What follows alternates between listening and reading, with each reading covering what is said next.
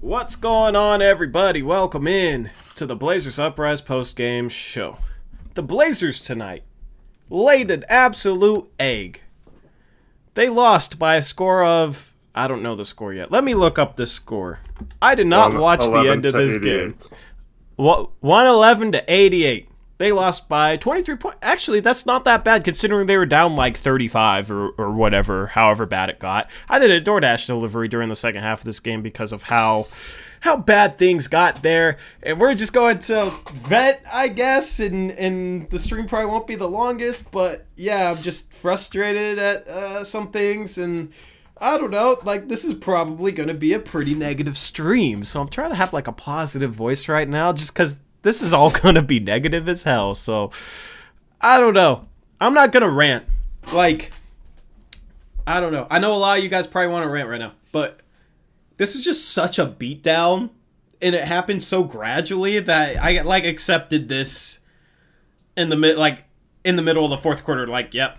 You know what I mean? It happened. When it's, like, dumb stuff that loses as a close game and it kind of punches you in the face, that's a lot more... Like, that's really frustrating. You know, I wish we could have been competitive, for sure. But it's kind of just like, this is just so bad that it's like, well, that was bad. Like, I don't know. It was almost comical how poor this team played today.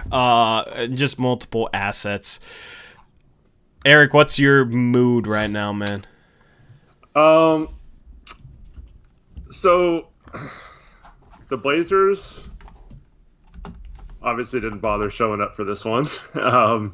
So it's hard to give analysis when none of the players seem to care about this game. And I truly believe they thought they had this series won already. That's how they played tonight. That they just needed to show up and they had this series won because they won game one. And that's how they have acted every time this season we've won a game and seemingly are about to turn the corner. The next game we come out like this, and it's just so frustrating because we didn't do anything. We made no adjustments. We had no fight back when we knew they were going to come out trying to punch us in the mouth. We just let them do it. We had no focus. People were just standing around on defense, letting the first two plays of the game, JaVale McGee just walks right to the basket. He gets a pass and dunks it. No one was doing anything. No focus, no discipline, no coaching, no shot making, no offense, no defense was okay, but It's just frustrating. Well, there's not even really much of a point to go through the box score. Dame in 30 minutes had 18 points and then dislocated his finger. Dame only had 1 assist, so Dame struggled, I guess, you know. CJ 6 for 16. Carmelo 1 for 6. He is really struggled to shoot the ball. He did a lot of good things in game one, and I don't know, he was good defensively again tonight, but yeah. I mean, LeBron today only had 10 points, 7 assists, 6 rebounds, and they were up by 30 at one point. LeBron only played 27 minutes. They shot 37% from 3, but honestly, defensively, I don't know how I want to start this. Let's start with our defense, all right? They scored 111. A lot of that was they kind of struggled in garbage time. They only had 23 in the fourth quarter, but I don't know. I think the problems with our defense wasn't really our game plan. We kind of came out with the same game plan as last game. For once, I am putting more of the blame with the players for our defense tonight. Because, one, you got to finish damn possessions and grab a defensive rebound. If you play... There was multiple possessions today where it's oh, good defense. Oh, they got to put back. With Dame or Melo, Whiteside, and Nurk in the game. Mm-hmm. Whiteside... as our front court. How do we not get rebounds when we have the biggest front court all good rebounders seemingly on paper? It doesn't make any sense. Whiteside is the most overrated rebounder in the entire league. That dude doesn't box out. Box out. They were kind of being physical with us, throwing us around, but we got to be stronger in there. We got to be stronger. The guards have to go help and rebound. It's not like we get fast break points. We had 13 tonight. I guess that's more than usual, but we literally just walk the ball up the court most of the time, so those guys should be crashing the boards, the outside guys. Like, we got to do a better job of rebounding the ball. We cannot give up 14 to 17 offensive rebounds a game. Game 1, we gave up 17. Today, we gave up 14. We gotta keep that at 10 or lower in an ideal situation. In game 1, they missed a lot of those threes from their secondary players. Tonight, they were on fire, and, I think KCP had at least 4 threes. Those kickbacks to 3-pointers, if their guys are hitting them, that just kills us. Does anybody know how many second chance points they had? Because there's no stat on ESPN for that. I am curious to see how many second chance points they had, because they had 14 offensive rebounds, but I swear they probably had 30 second chance points. Because it seemed like they scored every time they got an offensive rebound. Yeah, it's a little skewed because they didn't even try the whole fourth quarter. Yeah. But that's the thing. It's our initial defense. Our initial defense I thought was solid this game, right? I thought it was solid. They ate us alive on second chance points. And with that, it's I can't sit there and blame Terry for our defense. I can't... our initial defense was good, a good game plan. We did have some breakdowns, but a lot of the breakdowns we had, it wasn't even because of the defense we were running. It was because guys were falling asleep. You had LeBron had a backdoor lob in the first quarter where Nurkic fell asleep. Nurkic was on the bottom part of that back screen, and Nurkic should have helped and made that tough for LeBron, and Nurkic was just kind of paying no attention. Nurkic mentally was not in this game at all. Whiteside mentally was not in this game at all. Our bigs were so frustrated in the first and second quarter, and I honestly think Nurkic and Whiteside's lack of urgency, lack of hustle even, which is weird coming from Nurk because normally he hustles and plays hard. Today, I mean, maybe the thing with his grandma's getting to him. I can't sit here and Nurkic is going through a really tough time, so I can't even be too hard on him. I'm just saying what it was. He just was not mentally in this game, and him and Whiteside not mentally being in this game, I think set the tone for us to just basically sleep through this entire game. So you had multiple defensive breakdowns where it was Hassan and Nurkic, our 2 rim protectors, not doing what they're supposed to defensively, not boxing out, not rebounding. Other than that, they a game like this, based on how our bigs played and based on how many offensive rebounds we gave up, I'd expect us to give up 130, 140 points. You know what I mean? The issue was with giving up offensive rebounds, and it was with our bigs not being a presence at all defensively. So that, I can't blame Stotts for that, man. Defensively, I think he came out with a good game plan, which is rare. I can't believe I'm saying this, but I think he came out with a decent game plan, and I think our initial defense was solid. We just had breakdowns from our players that are inexcusable. We didn't rotate out as hard as we needed to. We just didn't play with a sense of urgency defensively, and then we gave up offensive rebounds. Yeah, the bigs were terrible. Whiteside had a couple blocks, but it's just so frustrating when you give up 3 offensive rebounds in a row and then you got a block and you're all flexing and stuff down 10, 15 points. It's just, yeah. They have got to find a way to keep them off the boards. Mm-hmm. I don't... Stotts needs to be yelling at these guys to box out. Every single time, in practice and in games, he needs to chew these guys out for not boxing out. Right? I think he needs to be harder on them in regards to that. You know what I mean? It's on the players to box out, but I think Stotts needs to just pound that point home, because it's not they're just bigger than us. They're not. It's not their big guys are a little bit more athletic, I guess, but we're giving up offensive rebounds because we're not boxing out. We're just watching the shot go up, and they're hustling after boards, and we're not boxing out. If we boxed out, I don't think we'd give up more than 10 offensive rebounds, right? The thing is, obviously, we still want to win the game, but, if we want to have any chance in this series, 1, we need Dame to be able to play. We'll see with that. But 2, we need to... At least it was offhand.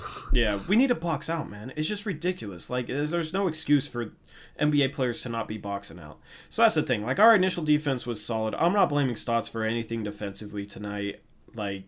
Like I said, I always call it how it is, and I don't know if anybody watching this has ever heard me say, I'm putting the blame with the players, and I'm fine with what the defense that Stotts coached tonight. right? I don't think I've ever said that on a post-game show. But I always call it how it is. You know what I mean? It's not like I'm just going to bash Stotts any chance I get if I think Stotts came out with a good game plan and coached a good defensive game. And I think he coached a solid defensive game. I'm not going to say it's great, but like I have no problem with what he did today. Here's my problem, though. We did the same thing we did in game one. It was a little less effective tonight, but we basically played the same way. It's not like we threw another wrinkle in there, right? Yeah, but it worked in game one, you know? But here's what I'm saying. You knew the Lakers were going to make adjustments and not shoot as bad as they did last game. So you have to have a counter for if you... This is my problem with Stotts. He just, it worked last game. Well, I'll just keep doing it. You know, like he doesn't think about the next move. Like he's playing checkers, not chess. You know what I mean? Like he's just thinking about the move at the time and not thinking about what he's going to do if the Lakers start doing this or that. And that's what frustrates me. But yeah, you can't say it wasn't super effective. I mean, holding a team to 111 points is pretty good. Yeah, and I mean, my whole point is like, okay, if our bigs came out with a sense of urgency and played the defense they should have been playing, and if they boxed out and we took better care of the glass, how many points are we giving up? We're probably only giving up 100 points. And I'll take that. Yep. Like, with our offense, we should be able to win those types of games. So that's where I'm saying, like, I don't think it was the game plan, because I think it was more just, A, our bigs not boxing out, B, our bigs not rotating well to protect the rim and just kind of being asleep, and then 3, it was like defensive breakdowns where players weren't communicating on like the back screen for LeBron, or it was players not rotating out like they should. You know what I mean? So it was more just like, I don't know. I don't know exactly what else he could have done. You know? Yeah, I agree with you there. The frustrating part to me is. We know these guys thrive off of having good offensive games. And, so they played well in the first quarter of the first game. And, that kind of fed their defense, you know what I mean? They were much more focused on defense because the offense was going well in that first game. And it was like clockwork. Like, you saw them give that much more effort on defense after they hit a big shot or got an open look on a nice set or whatever. So, when they struggled on offense, they just gave up on defense too. I felt like, and then part of that is Wenyan got called for a couple of cheap fouls again and had to come out right away, and the rebounding problem too is this is where injuries start to become a factor because Zach, for all his faults, he does do a great job of boxing out at least his man and keeping at least one of the team's other players off the glass. He doesn't always get a lot of rebounds, but he is good at least putting a body on someone. And most of our guys now don't do that well, so they just turn and watch, and that allows those quick guys like Dwight Howard, JaVale McGee, who are quick leapers, to sneak in there and get a tip on the ball or grab it around someone. So I agree with you. It wasn't. I don't think Stotts did anything special other than just keep the same plan, which might have been effective if our offense was better. But you get blown out by 30. I don't know if you can say it was good either. I mean, our problem was the offense in this game, and that is where I have a major problem with Stotts. Before you get to that, so I've been getting this message on Twitter about Stotts' answer to a question in a post-game interview. He was asked why he had Dame in the floor, down 30. And he said he was playing basketball. Good question. That was his answer. He got all defensive again.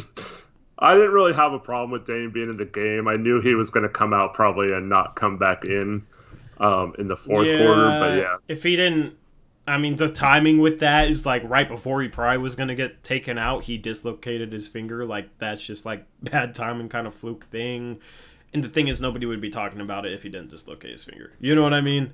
He probably was going to get taken out right after that, and nobody would be saying anything if he was fine. It's just the timing with that was just bad. It was just kind of a fluke thing.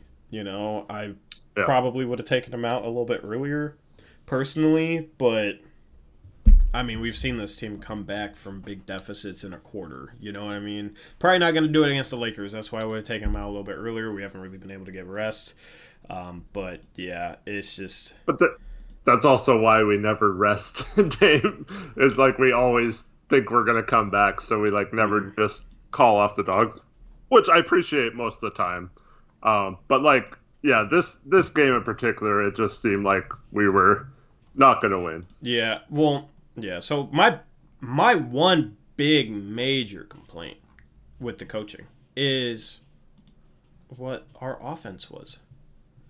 Our offense was absolutely ridiculous. Okay, I am going to show you guys an example with a Twitter video. All right, let me pull up. Is this going to be the right display capture? No. Actually, yeah, I can do that.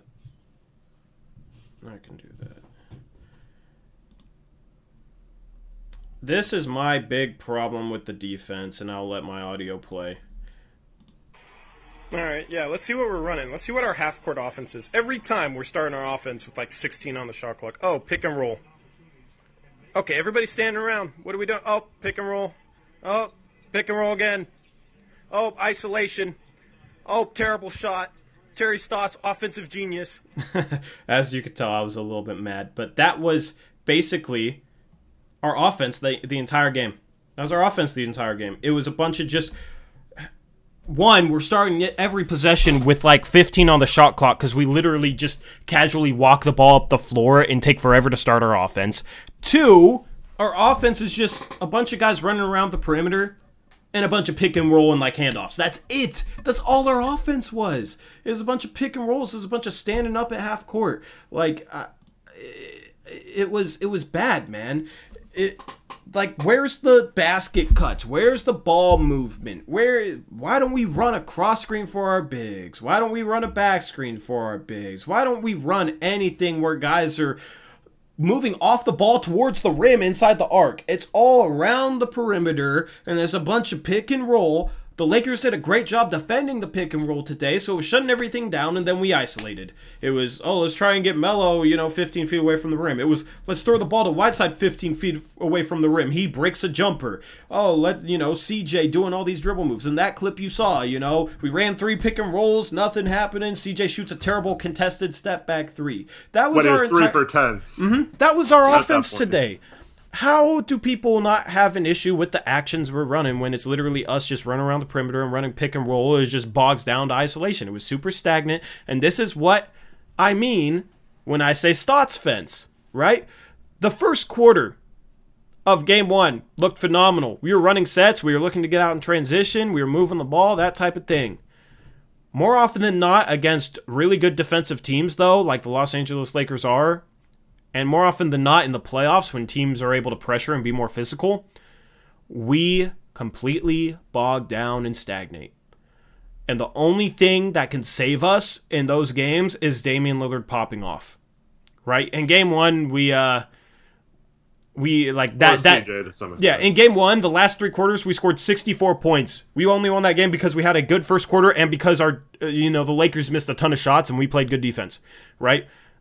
That's not how we usually win. Usually we have to outscore teams. Our offense needs to be better than this.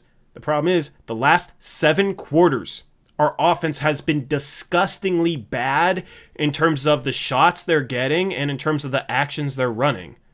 154 points in 7 quarters. That's 22 points a quarter. And that includes the 30 we scored in scrub time today in the 4th quarter. Otherwise, that number would be a lot worse. Mm-hmm. It's just 7 quarters. Straight quarters were the best quarter was the 30-point quarter with our scrubs. I think the best quarter other than that was 22 points. With really good personnel, offensive personnel. We have really good offensive personnel, right? People always love to make the excuse for Stotts he doesn't have good defensive personnel. But when it comes to offense, we have really good offensive personnel. But all the media people today are saying they just missed shots. No, we got bad looks all game. And yes, We missed some open threes. CJ missed some open threes, but we were never in a rhythm from the outside. But that's all we were settling for because our offense is geared towards that. That's the thing. If we're not hitting outside shots, we don't have any other solution. It's just, we missed shots. Other teams, if they're missing outside shots, they're running sets to try and get good looks around the rim. They're running back screens for a guy like LeBron or a big guy and trying to get back screen lobs. They're running cross screens to get their big, good low post position on the block instead of 15 feet away. They're running UCLA cuts, they're throwing it to the wing, UCLA cutting. They're running just movement that involves people cutting towards the rim to potentially get good shots inside, right? But no, with us, it's like we don't ever do that. The media doesn't see that, so the media just thinks, we just have to make outside shots. And if we miss outside shots, there's nothing we can do. No, other teams would run action to try and get good shots inside. But our action is pick and roll, isolation. Both things, both pick and roll and isolation, involve somebody attacking the defense off the dribble from the perimeter. And the only other thing we do is run around the perimeter. The thing is, if you have all your playmakers just running around the perimeter, at some point, they're going to have to attack off the dribble from the perimeter, right? So all of our sets involve, CJ running around the arc and catching the ball on the arc, right? Literally, we have all our actions involve attacking from the perimeter, or it involves posting up Melo, Nurkic, or Whiteside 15 feet away from the rim, and then them trying to completely back their guy down or do something from there in an isolation. That's all our offense is. And like Alvaro says, it reminds him of a pickup game where everyone just does what they want without any structure, and that's exactly right. That's all it is. The problem is we have such good talent on offense that a lot of games we get away with that, and you saw in the bubble, we scored had the number one offense in the bubble or whatever up to this point because we have guys who can create shots and still score like that. But in the playoffs, to win a championship, you have to be able to get easy baskets in a half-court set, and we do not do that. We had freaking Kyle Kuzma guarding Nurkic for half of his minutes, and the only time we got him the ball, like you said, 15 feet, not even close to the block. We don't set any kind of picks. That would be the perfect time to set the cross screens like we talked about before the series started. When they have a smaller guy on Nurk or Whiteside, set a cross pick, get him better position, seal your man near the hoop, like what JaVale McGee did the first couple plays of this game. We don't have any of that action, and it's so frustrating.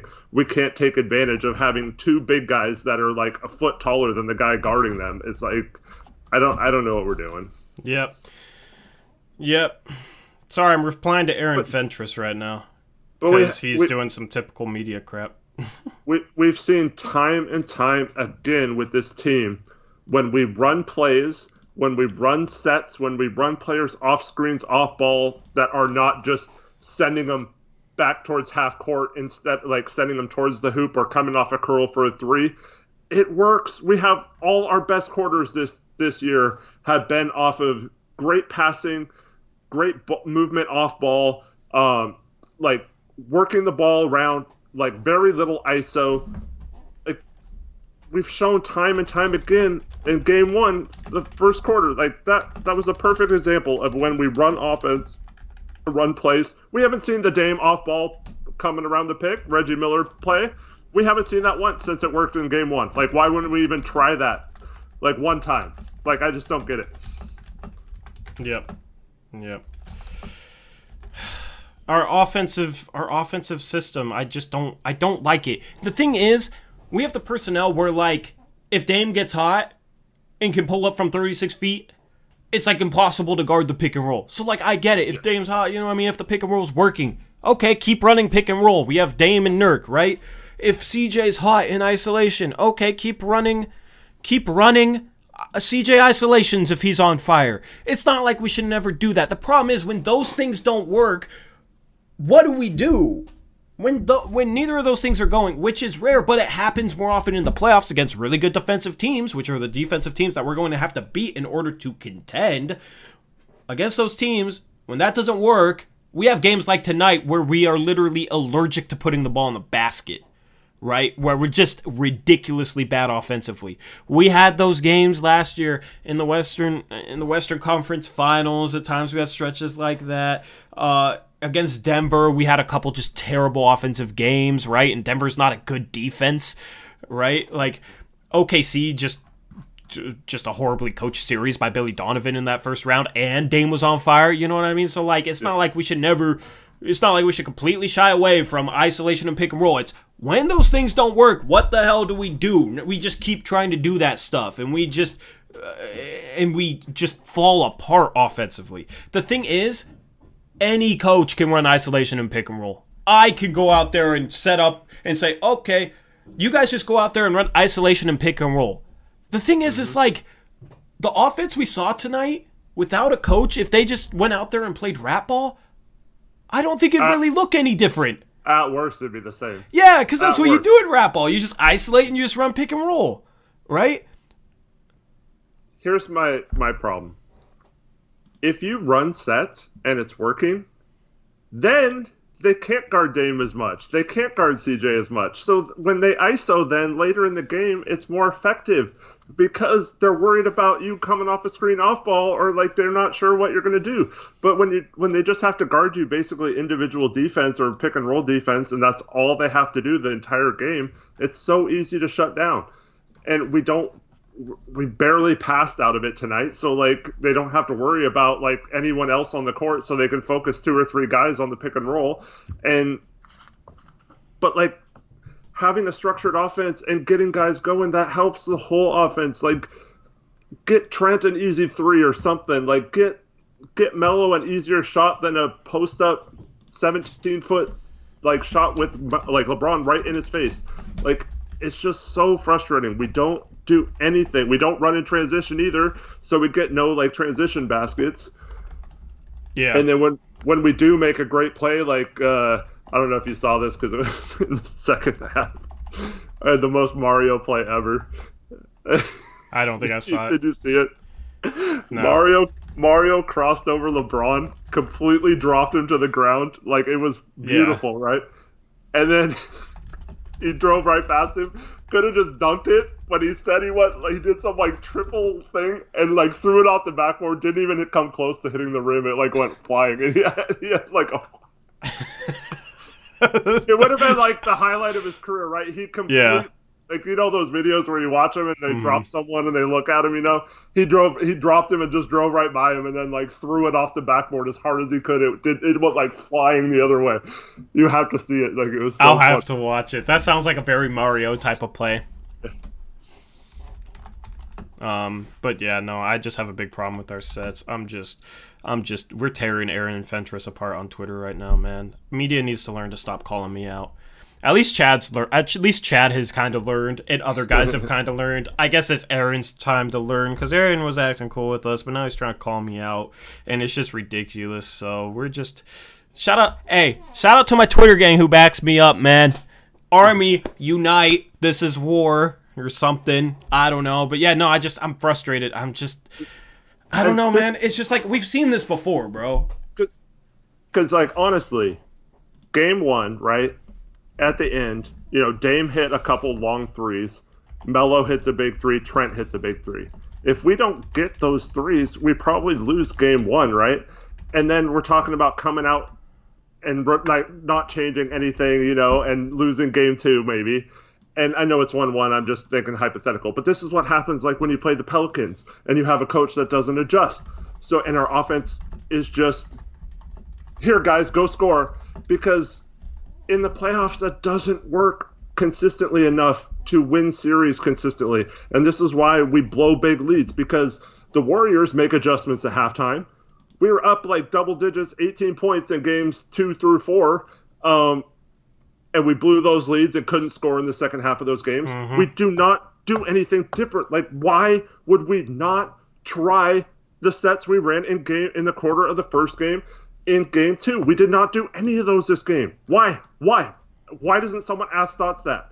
It doesn't make sense. Why doesn't Stotts get asked, why are you not doing anything on offense when it's struggling? You just stand there and do nothing and just tell CJ and Dame to bail you out, and you don't make adjustments. He is not good enough in the playoffs to win series consistently unless Dame and CJ miraculously save him. And that's my problem all along, is that we see it tonight where we have a chance to really mess up the Lakers tonight. If we would have came out with a good game plan and had some plays early on in this game where the Lakers were kind of like, oh, great, here we go again. Like, the Blazers are playing well.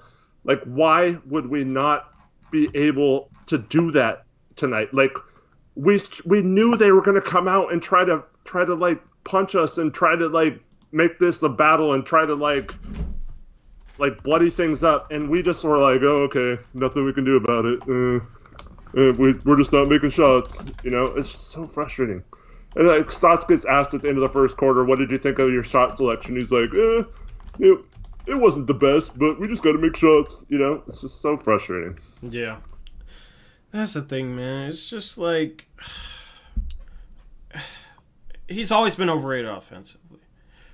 And it's just ridiculous. Like, you just ask Dame and CJ to do so much in such tough spots, and they regularly come through, that it's like people think Stotts is so much better than he is offensively. And then when those guys struggle, right, because they're put in such tough spots offensively, then it's, oh, they didn't make shots. Like, that's how it goes. All these people that say Stotts is an offensive genius, they can't explain one action to you that says that Stotts is an offensive genius. They can't back it up with any legitimate basketball talk. Have you guys noticed that? Look at his points per game. Have you guys noticed that? It's always surface level stuff like, look at how much the team scores, or they were 8th in offense this year, right? But it's never like, oh, he's an offensive genius because of this action they run, and this is what it frees up, and this is what it does. They can't explain shit. They can't explain anything because they don't know what they're talking about. But then they're the type of people that'll come at me saying, yeah, you're just looking for stuff. You're just trying to blame Stotts for stuff. Acting like I don't know what I'm talking about. Then I'll ask them, because this is what I asked Aaron. I'll ask them about, okay, why don't we run these offensive actions? Why don't we do this? And then they'll say, oh, I don't care about that. That's literally what Aaron said to me. So it's like, okay, fine. You don't have to talk about that stuff, but don't come at me about it. If you don't actually want to talk basketball in depth, then don't call me out when I'm talking basketball in depth, because that's what I like to do. You can do your surface level stuff and write your articles and make your money. The more power to you. I don't care. Cool. Congrats. That's an awesome job to have. All right. But don't come at me when I want to break things down in depth. And then when I ask you about some in-depth basketball stuff, don't tell me you don't care. If you don't care, you wouldn't have said anything. So it's just ridiculous, man. Like, it's so funny how people, offensive genius, and they can't tell you why in a legitimate basketball sense. It's just always surface level crap. It's ridiculous. It's so comical, man. The media covering this team is so bad. It's so bad. It just cracks me up at this point, man. Like, I wouldn't say anything about the media if they didn't come at me. But every one of them. Aaron was acting cool on Twitter for a bit. I figured this would happen, though. Every one of them is the same way in the way they attack these conversations. It's the same exact thing. And it's just comical at this point. And people are starting to realize that I'm right. And that the media is being ridiculous. You can tell just by looking at Twitter, man. You can tell. Well, I'll get to my point on that in a second, but Michael Everett makes a great point. He says, we don't even need to be that great at running off-ball sets, complex offensive sets. We just have to run them hard, and we get those pick and rolls going. Defenders will give us more room. And that's exactly right. It's not even, like, in quarter one yesterday, or on Tuesday, it wasn't even, like, complex stuff. We just had, like, a guy cut to the basket, and it worked almost every time. Or we run Dame off one pick and he gets an open three. Like, that's not complex offensive stuff that you have to practice and over again. Like, you and I, with 3 other people, could go out there and run a play like that, like in a pickup game, without having practiced it and just like talking about it in a huddle, right? And so these are NBA players. They should be able to run stuff like that in their sleep. but instead they don't run any kind of structure at all, and it's just completely undisciplined. And then you have a team that plays great on defense like the Lakers did tonight, and we completely crap ourselves and can't do a single thing on offense. It's so frustrating. Yeah. But to your point about the Blazer media, like, what do you mean, Aaron, your job isn't to, or you don't care about offensive sets or schemes or whatever? Like, why do you even cover the team then if you don't even know what the hell you're covering? Like, that's your job, to, like, learn basketball and try to analyze things and write about what you see in the paper. Not like, oh, yeah, I don't care, like, whatever. I'm just going to say, oh, Blazers lost 111-88. Dame had 16 points. Whiteside had 2 blocks. That's the much analysis as I can give. That's all I know how to say. It's reading. I read the box score to you guys in a paper form. Subscribe to the Oregonian. We're going to $10 a month, so keep paying. Are for they? that content. I don't know. I think they are. Yeah. His job is to get. Make sure you pay for that subscription so that I can keep writing these like pointless articles. Like I don't even remember the last time I read an Oregonian article on the Blazers because they're so pointless. It's all just like surface level box score crap, and it's like there's nothing. People click on it. Hey, his job is just to get people to click on stuff. Right. That's his only job. His job isn't to break down basketball. Which, like, see, like with that, I kind of get, right? He works for a business, right? Right. That's the thing with businesses. They just want to make money. Me, I want to like. Yeah, I like to make a little bit of money off this. I love when you guys donate and that type of thing, but I also want to provide you guys with good analysis and break stuff down, right? If I was in it for the money, I would have 5,000 subscribers right now, and I would have never criticized Terry Stotts. But there's people that will not watch me because I criticize Terry Stotts sometimes because I call it how it is, right? But I'm not gonna sell out. I'm not a sellout. But you have all these people, right? Aaron's job is to get clicks on his article, right? That's all it is, which I get, okay?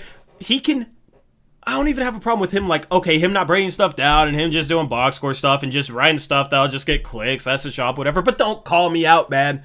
Don't call me out when I actually want to break things down, all right? When I call it how it is, man. And I think he's learning right now, you don't call me out. You don't call me out and it goes well. Like, that's how it's been with media, and you've heard some media guys kind of change their tune, and they're not really, going at me anymore, right? They've kind of learned, you don't go at me, man. I'm not just some random Twitter guy. People actually listen to me because I know what the hell I'm talking about. Like, I have confidence in what I'm talking about because I actually pay attention, So don't come at me. You can do your surface level stuff. Don't come at me over me going in depth. I don't understand why they do that. It doesn't make any sense. Yeah, it's like, I totally get if you have to be like, oh, great effort, Blazers. You just came up a little short tonight because that's what your boss wants you to write, Yeah. But don't come at you in the first quarter of this game, like noticing something that is a serious problem with this team and has been for years. Like, that's meaningless. Like, why are you even talking? Look at this guy. Oh, he'll say anything, and then you like say like, well, what's wrong about what I'm saying? And he's like, oh, I don't care. Like, what does it matter? Like, what does it matter is like, don't freaking call you out if you're not gonna back up what you say. Like, and that's what my problem is. Like, dude, if you're gonna mention that you're calling out Stotts is like dumb or whatever, then back up why it's dumb. Don't just be like, oh, I just don't care about what you're saying. Like, because that's stupid. Just don't ignore your post then. Don't even comment. Like, yeah, so dumb. It doesn't make sense, man. I'm going to clip this and I'm going to tweet it at him and say, I want your response to this, man. Right? You have a lot to say when you call me out. I want your response to this. Like, it just doesn't make sense. And it's obviously not even like personal beef, right? It's just like, as somebody who covers the team, it doesn't make sense why so many media people act like that. It just doesn't. It's just stupid to me. It just doesn't make sense. So it's like, I'm always gonna respond, right? I'm not gonna get pushed around on the internet. Like, I'm not gonna get pushed around by people who have. It's just, I'm not. I don't even know what more to say on it. I'm just not. Like, I'm always going to respond. And the thing is, if you disagree with my Stotts takes and think I'm too hard on him, there are people that know basketball and can say why, and I respect their opinion. It's not about a disagreement. It's not about, me just looking to bash Stotts. I've said this whole stream, I have no problem with what Stotts did defensively today. I could nitpick things and find things, but overall, I don't think he could have done much else, so I'm not going to bash him for it, right? It's not a Stotts witch hunt, and it's not about the disagreement. It's just about the way you go about things, and the way media goes about things is to just completely bash anybody who has criticism for Stotts, right? But then they'll never actually go in depth in regards to basketball. And you just had Aaron Fentress today basically say he doesn't care enough to go in depth. So it's just like, why? It doesn't make sense, man. It's stupid. So yeah, I saw that narrative too, that a lot of people, that the Blazers are just tired. That's a bullshit excuse, man. Yeah. Like, maybe they are. But you think the players are like, oh man, well, we're tired, so we're like, bro, if somebody said, like, if somebody messed up and Dame got on them and they said, man, I'm just tired, you think Dame would let that fly?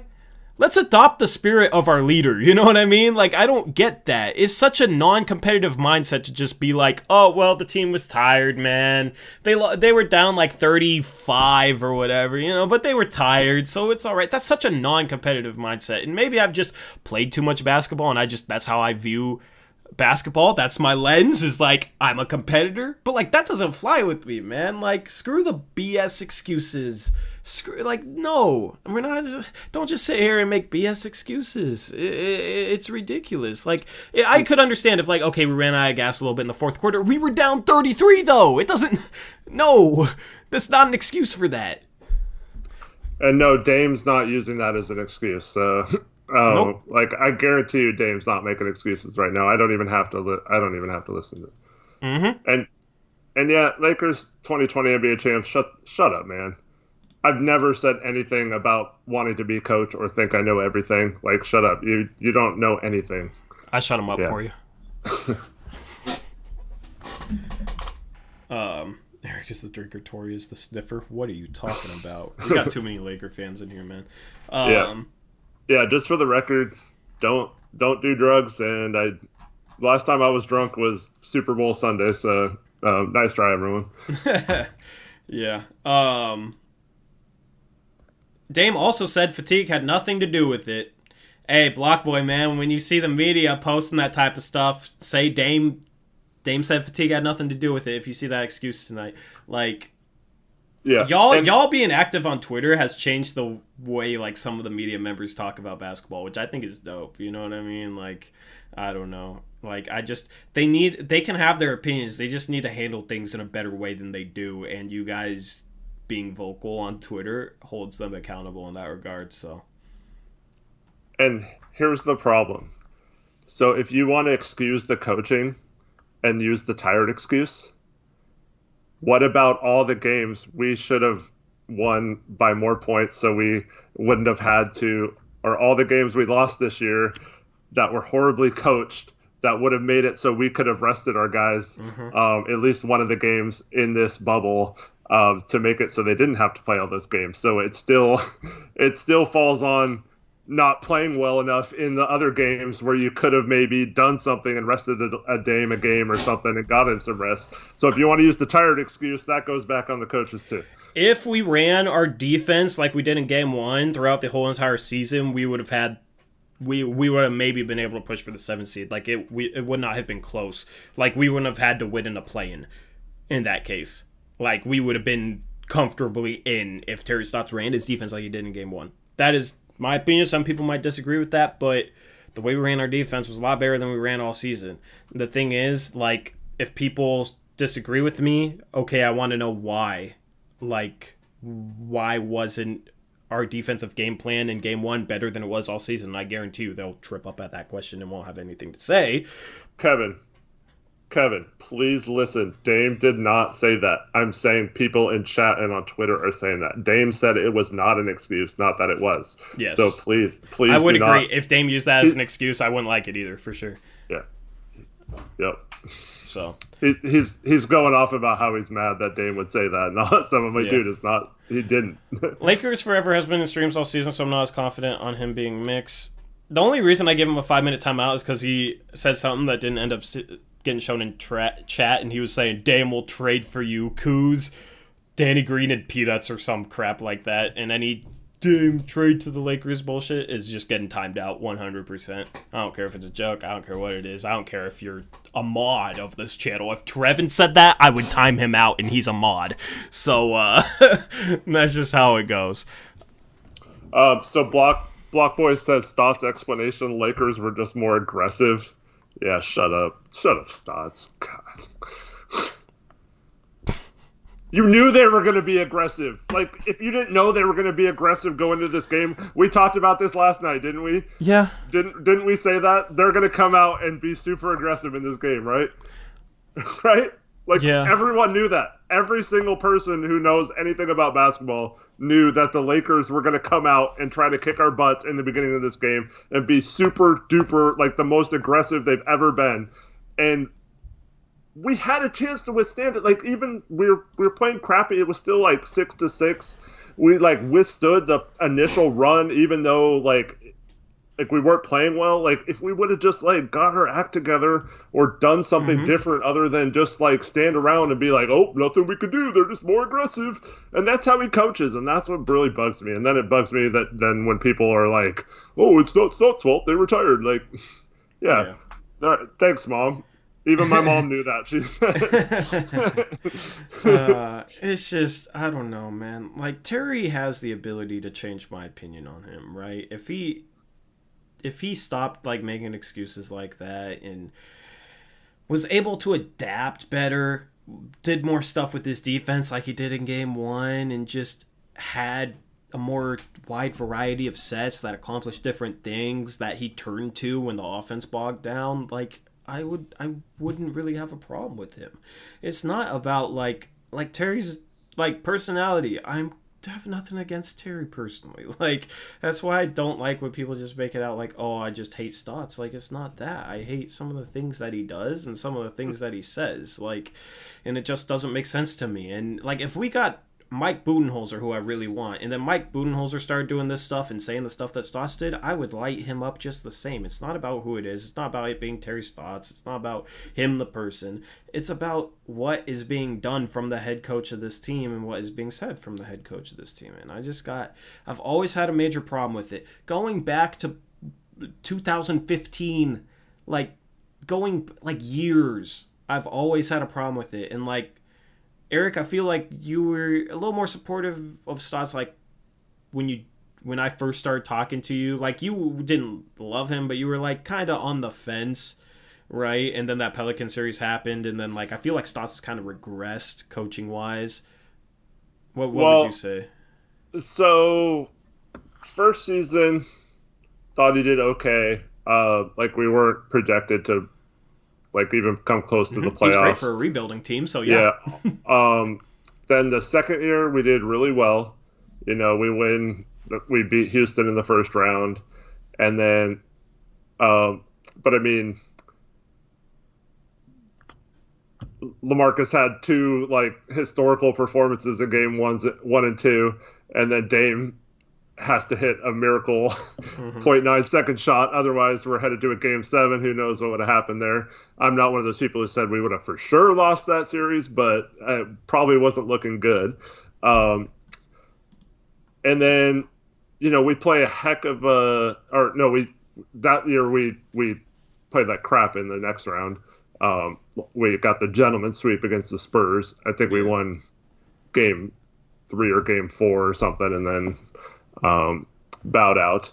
And then the next season I kind of gave him a pass because of the injuries, so it's hard to like judge, because we were playing really well until Wes went down, and then the team just completely fell apart and had Aldridge checked out, didn't even fly with the team back during the playoffs and stuff like that. So it's kind of hard to give him put that all on him. Yeah. And then the next season we're supposed to rebuild again, and of course, like, we make the playoffs. Clippers get hurt in the first round, and we end up winning the series. I still think we might have won that series even if those guys didn't get hurt, because the series was about to be tied 2-2 anyway. But and then in the second round we play phenomenally against Golden State, who had won 73 games that year. And we lost 4-1, just like the Spurs series, but there was a lot of things to build on. Then the next season is when I started to like question it. So we were like not even close to the playoffs for most of the year until the trade deadline. We trade for Nurk and we become like the best team in the post All-Star break that year. Make the playoffs. Unfortunately, Nurk gets hurt right before the playoffs, and then Ed Davis was hurt that year too, so we had like no bigs. And the one game Nurk played in, we had a huge lead, and then he couldn't play in the second half, and we blew the huge lead. But yeah, so that's when I started being like, okay, what is he doing really? Because like it took someone from the outside coming in and like propping him up. So then I was like, okay, next year we'll see what we got. And we got the 3rd seed, so I had pretty good regular season. But then we get swept by the Pelicans, and then so I was already kind of like unsure about him. But when we got swept by the Pelicans, it was like, no, man, you didn't do anything the entire series. Like we're running. We talked about this a few streams ago. Like you ran pick and roll like deep into that series when it was getting trapped in like really, really bad the whole time. Yep. And that's when I was like, dude, like, why would you even do that? Like, why not try something different? And ever since then, I've been watching to see like how many adjustments he makes. And he'll have a random game like game 1 where he does change things at the beginning, or the Houston games where he does change something, and then it works. And then we like go right back to what we were doing, and then like struggle against a team like LA. You can't do that crap against LA. Like you just can't goof around in the playoffs. Like we're an 8 seed. We're not the number 1 seed, and we can just show up and win some of these games and possibly win the series. We have to play our best basketball right now, and just walking the ball up the court and doing our little ISO offense is not going to get it done. Yep. I don't know. And it's just like, I had somebody reply to me on Twitter in response to my criticisms about the offense saying, you seem to have a short-term memory. It's like, bro, I've been saying this for years. Like, I've been saying this for years. I've been saying this before anybody else would. Like, I've been saying this back when 99% of the people thought Stotts was great. Like, I used to have literally nobody ever see what I saw in regards to him as a coach. Like, agree with me, and I don't know. I've always seen this stuff, and I'm glad more people are catching on. That's dope. My problem is, like, now people are saying, oh, look what he did last year. He got to the Western Conference Finals. But you were tearing that roster apart. Like, now you're saying that roster was good. Like, and that was kind of your point of your question the other day, I know. Which is why you were hoping people just overwhelmingly pick last year's team, because if they did, then you would say, then why do you give Stotts the credit for his personnel? But if they pick this year's team, then there's no excuse. Then you could say there's no excuse to play like crap like they did today. And yeah, oh yeah, I'm a fake tough guy, huh? Yeah, whatever, man. I'm not even trying to act tough. I never said I was tough. You're the one in here talking crap, man. Why do you don't even respond to them, man? You have trolls in here. Who said that? I'll just ban them. It's Lakers 2020 NBA champions. Yeah. Like, there's no point to even like give them any airtime. Come in here and gloat about the Lakers. I don't care. Like, that's fine, but like, don't. Why do you have to make it personal? Like, no one's talking to you. Yeah. That one's people's mix for sure. See ya. Yeah. Just go away, people's mix. Like, we don't want you here. Like, I don't want you watching my show. Nobody wants you here, Mix, man. Abdi, bro, you've proven you're just a crummy person. So we don't want your energy around here, man. Just go do something else. Find something better with your time. Go get a life, bro. Oh, my goodness. And if you guys don't know, when we're talking to somebody that some of you guys don't know the history of, we like just ridiculous what that guy has done. So anyway, I'm not ever going to like give them Wait. airtime unless you. Lakers forever. We totally don't mind people from opposite teams, but if you're just going to be a jerk the whole time, like, what's the point? Like, so it's fine. Like, talk about the game, talk about how happy you are the Lakers won. That's fine. Like, I don't care. Like, it's good for you. Like, I'm happy you guys won the game. Great. But, like, don't, like, talk crap about us or, like, start trolling and stuff. Like, that's just stupid. Yep.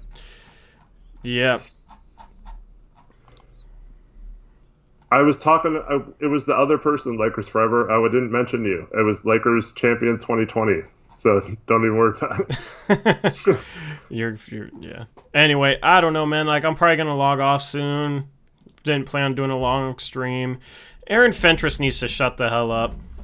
What do you say now? You're obsessed with him. That's a pure fact. And I said you do you. I don't care if you call him out all day, every day. I just find it amusing how much you hate him. Have fun. Knock yourself out.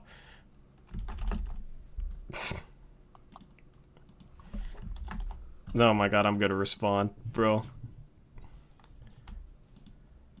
I'm gonna respond.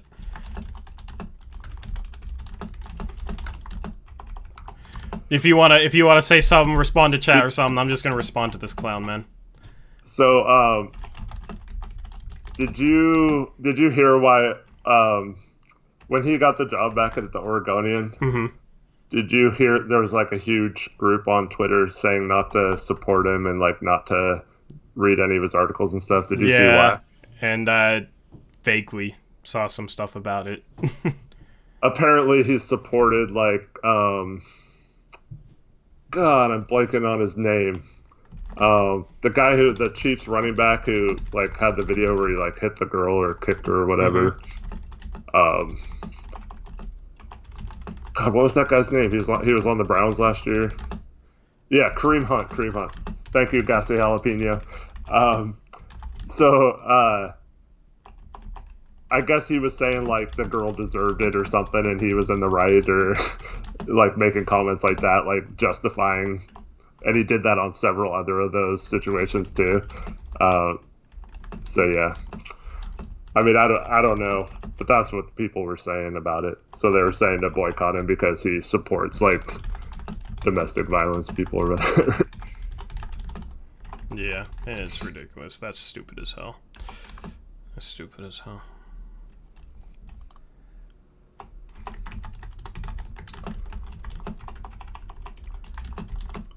All right, so how's chat feeling? Lakers for Life says that Mo still win one more game. Well, man, it's 1-1. I mean, it counts as one loss. So the Blazers can still win game 3. But yeah, definitely have. Let me put it this way, Laker fans that are in here, I am not confident that the coaching staff will make the necessary adjustments to change the way we're playing to fix the series, and that like we've seen this story before. Yeah, I mean it was a fun run. If it ends in us losing the next 3 games and losing the series 4-1, it was a fun run just to get into the playoffs. And considering everything that happened this season, I can't necessarily say it's a failure, but. Yeah, I'll be disappointed if the way we played in the first quarter of Game 1 doesn't show up again at some point in this series. I'll be very upset. Chris, I missed your question. Yeah, go ahead and repeat it.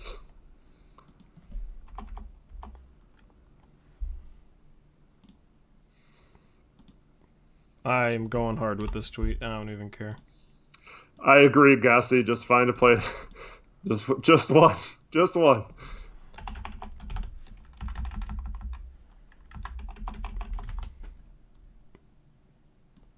Waiting for Chris to ask his question again. Yep, we should be good. Lakers for Life, very deep next year. We got Hood and Ariza back. Yep. Go like/retweet the last tweet I just posted. You asking us to ratio him? Ratio the hell out of him. Ratio the hell out of him. People need to know not to mess with me, bad. You want to know what I said? You want me to read it off? Sure. We're just beefing, right? Hey, this stuff is more fun than talking about how the Blazers just got slaughtered, right? Isn't it, chat? I mean, there's still 100 people watching. But, no, this man said, you're obsessed with him. That's a pure fact. And I said, you do you. I don't care if you call him out all day, every day. I just find it amusing how much you hate him. Have fun. Knock yourself out. I quoted him saying, I don't care if you call him out. And I said, then why do you have something to say then? Why are you tweeting about it so much? And then I said, you won't even talk ball. You're just sitting here with surface level digs. Weak. And I said, if you call me out, talk ball. If you don't want to talk ball, then shut up. Like, nice. I ain't playing around, man. Like, that is weak, bro. It is weak. Nice. Like, I'm just going to be blunt. I don't know. That's how I feel. So, Chris is asking what different sets you think we should be running Game 3, and I'm assuming you mean on offense. I would like Dame to come off more picks like we did in Game 1. I thought that was great to actually get him an open 3 where he didn't have to, like, make something out of nothing and do his usual heroics. I would like some cross-screen actions where you have one big on one block and the other big on the other block, and whatever side you're on, that big goes and screens across for the other big, and that big tries to seal his man, or if they switch, seal the other man as close to the basket as possible. You throw it into him, he turns around, lays it in. Just stuff like that. I'd like to see occasionally to push the tempo a little bit. I'd like to see the ball just move around the perimeter more, and just basically I just want to see passing. And I don't want the handoff passes where the basket's over here and the guy's going this way to receive the handoff, so it's not even towards the basket.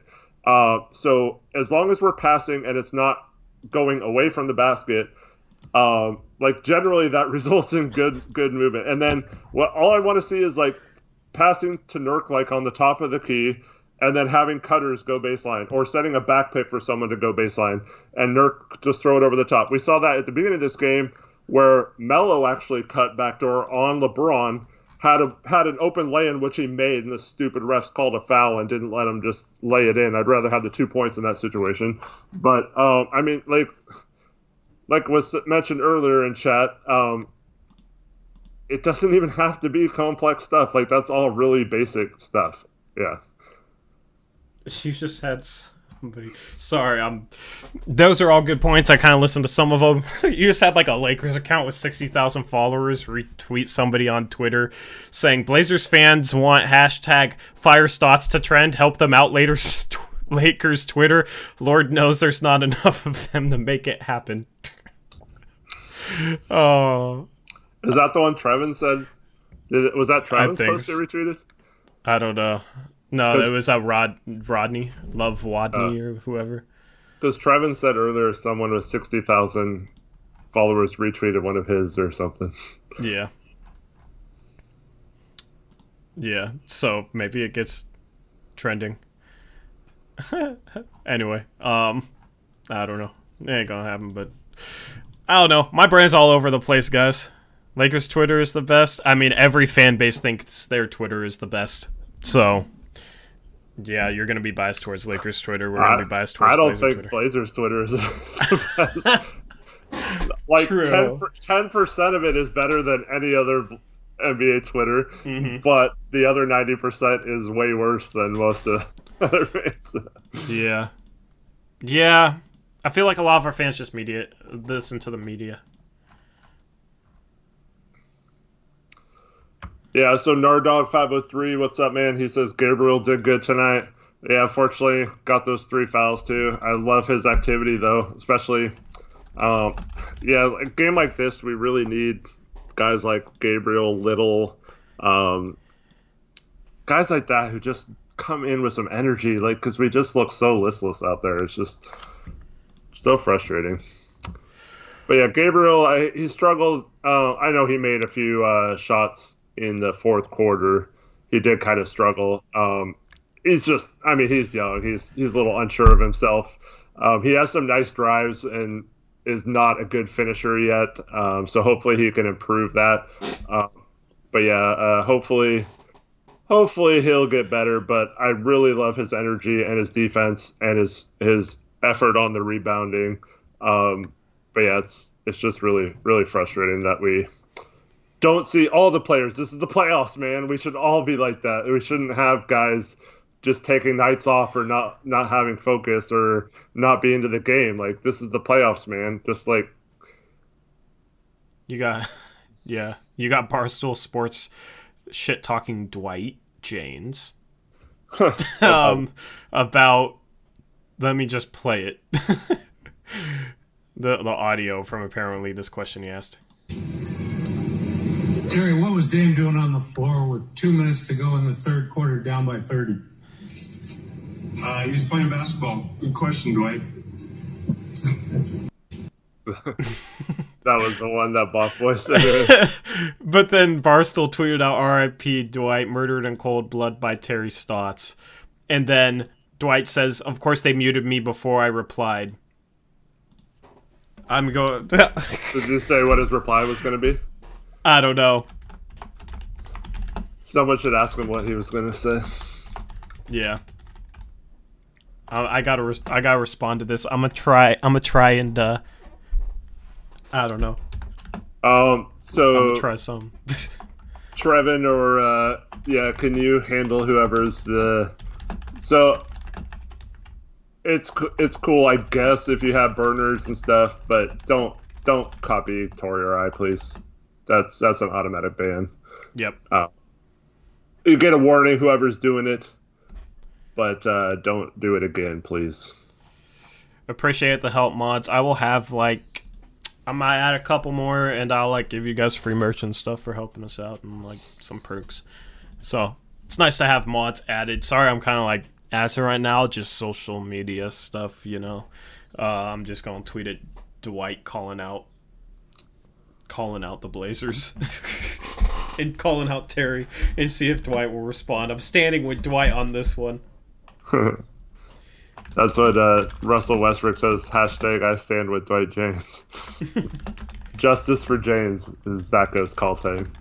You guys need to sync up, so it's better if you all have the same one. Trevin says he doesn't want free merch until there's zip-up sweatshirts available. I got you. I might have to... The thing is, those would be, more... I will get one for you. I just haven't posted those because they're just more money and I want to keep things cheap. But with winter coming around, if people want the zip ups, I'll make one special for you, Westbrook. I got you on that. I'll make one special for you and I'll post them for sale. I'm not sure if anybody else is going to want them just because they're a bit pricey, but I got you, bro. Actually, I think there were a lot of people asking for zip up ones. Zip ups? I might have to do them. I might have to drop them. Shoot, I will. I got you guys. I'll do a zip up. I kind of want to zip up too, so anyway. All right, sorry, man, you're banned. Who did what? He's not only is he impersonating me, but he's spamming chat too with W's. So, man, that's if you're gonna impersonate me, at least be cool, dude. Don't crap yourself like the Blazers did tonight. See, thanks, man. This is why I figured we needed mods for this series for how obnoxious Lakers fans are. So, yeah, I gotta finish this tweet. And then I'll talk to chat. Then I'll just tune out the rest of social media. I just want to respond to this.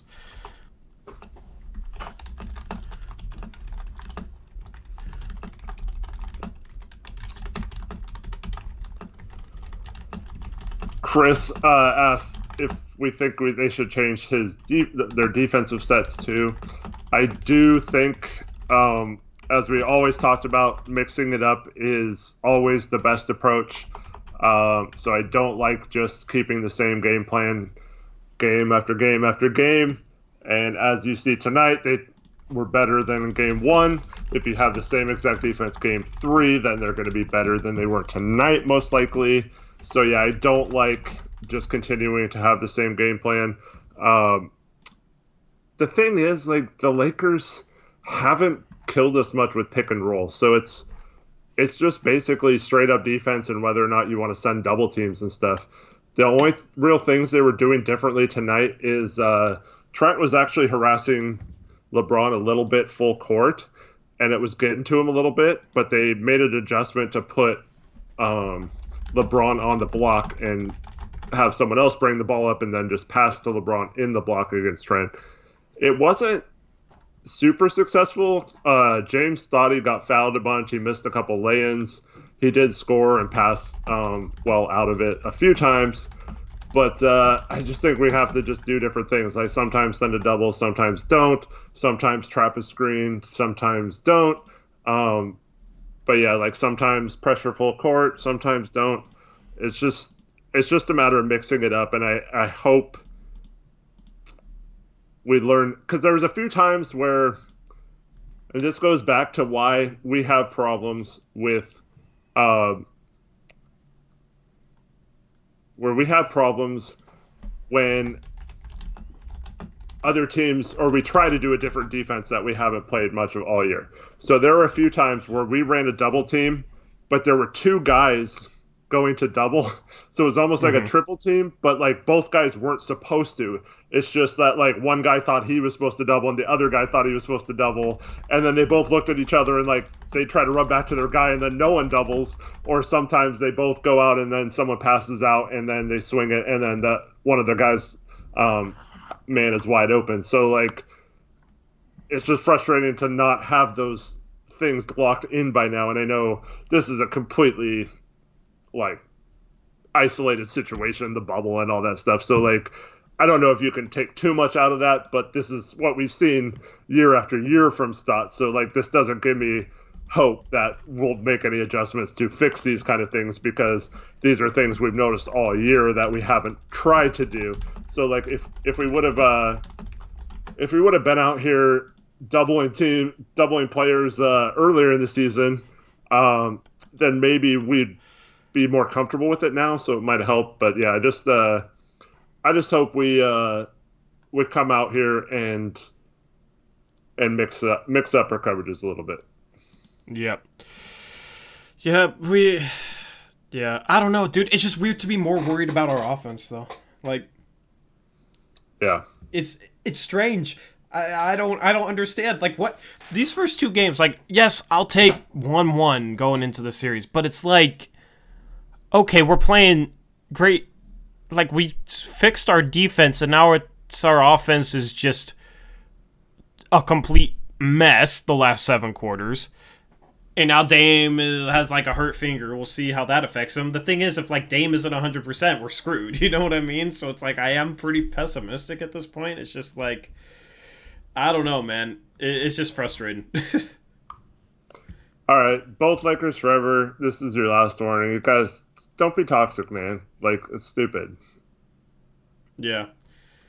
Like, what? Like, what's the point of being in here right now? Like, it's so lame. Like, you guys don't have more life, something better to do with your life than to come in here and make stupid comments in the chat. Yeah, like, you can talk basketball, you can talk about the game. Don't be making toxic, like, baiting statements like, we should be playing the Grizzlies right now, they had a better chance. Because, one, we both know that's dumb. We both know that the Lakers would have swept the Grizzlies, right? And the Blazers have already picked up a game from the Lakers. 2, like, you're just literally trying to reel people up and talk shit. All right, don't be soft. All right, bye. Told you, man. We won't play that stuff. You're welcome, but we're not gonna let you just push button after button after button. So that's how it goes, man. Like, I nobody else from any other fan base, if they were in our position on stream, would play that stuff either. So bye. So Sean asked, how do you two think that would be able to win Game 3? What would we have to change? We have to go back to what we did in the first quarter of Game 1, and that's actually run structured offense, have good movement off ball, play a similar defense, and just improve your offense, get people excited, have people focused, actually show up and play the game this time instead of just like whatever the heck what tonight was. But yeah. Yeah. Lakers fan base is full of bandwagons. They have a lot. But that's a Clippers fan, so yeah, I don't know what to say about that. They just I don't know why he's in they've just always been so much more toxic than any other fan base. It's annoying, man. Like, be better. They definitely do have the worst fan base. Like they've always been toxic. Like I don't understand why. I have the mouse ready to just ban people. I'll just have fun with it. We need to make a drinking game where every time I ban someone, take a shot. Probably die with how Laker fans are. But yeah, so the 22 points per game or per quarter we've averaged since the first quarter of game 1. That equates to 88 points per game, which is what we had tonight. Mm-hmm. That does not get it done. That is not good enough. It's not going to work in the playoffs. And it's concerning that that's 7 straight quarters now of it happening. So, yeah. Question about the offense. Why didn't they use Nurkic more as a passer? I don't know. They went to it, like I said at the beginning, they drew a foul on LeBron. Like you were saying, get LeBron into foul trouble. And then, went right away from it. I don't know. Because Nurkic is a passer during the first quarter when we had 36 points, worked. Dame off the ball during the first quarter when we had 36 points, worked. Why do we go away from that? You know what's weird, too? There were at least 3 times where we tried to post him up. He didn't have good position, but they sent a double team from cross court, so someone was open in those situations, and they don't even need to double Nurk in this like right now, like until he proves he can dominate them, you know. But he was drawing double teams, so that should have created easy offense for someone. I just don't understand. I don't. Yeah. Yeah. And Sean, I agree that Nurk needs more touches. I just wish they would design some sort of action instead of just letting him stand there in the post and get pushed out by Kyle Kuzma to like way far away, and then he has to back him down and try to overpower him every time. And then he's so focused on, because the Lakers are good at flopping and drawing fouls, so he's so focused on not backing them down and not doing stuff. So they just. He's not as focused on his shot, and then that's when he finesses it instead of tries to go up strong. I don't know what happened. There was a time in the second half where he tried to dunk. I thought it was like good that he was aggressive, but I don't know if he got fouled on that one or what. But like he missed the dunk completely. But this beef Tori is having on Twitter right now is pretty entertaining. Not gonna lie, says Ben Darling. I know it's entertaining. That's the fun. I'm having fun right now. I've kind of forgotten about the game. I think he's learned not to reply. I think he realizes he's just going to get ratioed to death right now. So that's the thing. It's like, just don't come at me then. All right, stay over in your corner then. Like, whatever, man. Don't act like, okay, I'm gonna talk ball with you guys a little bit and be cool, but then I'm just gonna randomly call you out and act like nothing you say is legitimate, and then say, oh well, your criticism, I don't want to discuss that. Your criticism is just invalid. Like, he's basically saying my criticism is invalid, but he doesn't even like care about the stuff I'm criticizing. So it doesn't make sense to say it's invalid if you don't even care to like look at the stuff I'm criticizing, right? So that type of stuff is just so weak, bro. It's just so weak. It's so stupid. Like, hey, you guys know I don't shy away from drama. Part of that is because I do know in losses it can be entertaining and it can be fun for you guys. So, you know, whatever to take the sting of a playoff loss off, I'm down for. And this is, I'm just kind of like, I don't know. I was resigned we had lost by halftime, so it's just kind of settled in, and now I'm just, it's like, whatever, man. That sucked. Like, we'll see what happens. I'll clap back at anybody who claps at me right now and have some fun with it. Like, I don't know. I'm an entertainer too, so hopefully you're entertained. Bo asks how we feel about Rodney Hood playing backup point guard next year.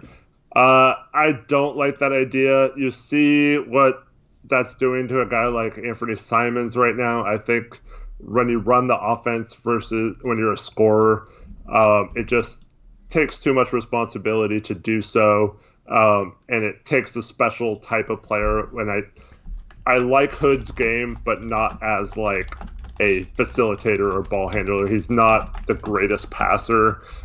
He's one of those guys who has a little bit of tunnel vision at times too when he's scoring, which isn't necessarily a bad thing when you're a shooter, but I don't think he would be good at running an offense. but I love Hood as a player. Like we need him back next year, hopefully. Yep. So somebody tweeted at Chad saying Stotts laying the smacketh down on the Godfather, and Chad doing said not really, and I responded with solidarity. I'm trying to manipulate Chad into being mad at Stotts. I said that answer from Stotts was ridiculous. No reason for him to get so defensive. He rarely ever gets asked hard questions, and the moment he does, he gets snappy and disrespectful. Dwight asked a good question. That's my response. Like, playing chess here. Bro's screen name is Zion Morant, like he's a front runner, and he's going to ask me, do you think we can get the 1 seed next year? Who the hell knows what team you're talking about, man? The New Orleans Grizzlies or the Memphis Pelicans? I don't know. Are you a Lakers fan right now because both the Pelicans and the Grizzlies lost to the Blazers in the race for the playoffs, or what?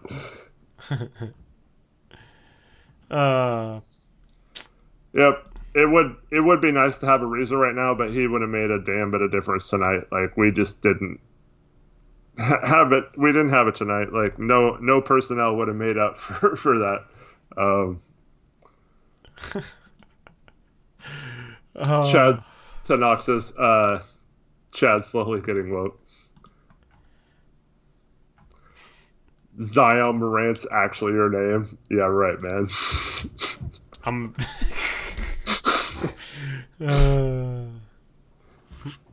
Why not Ja Williamson? Oh, that was funny though. That's a good one. See, I appreciate your humor, even though you were saying some stuff earlier too. Aaron's clapping back, talking shit. Let's go.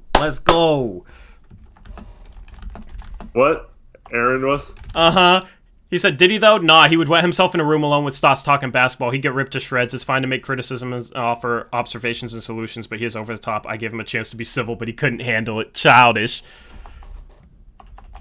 He started everything. That's what, yeah.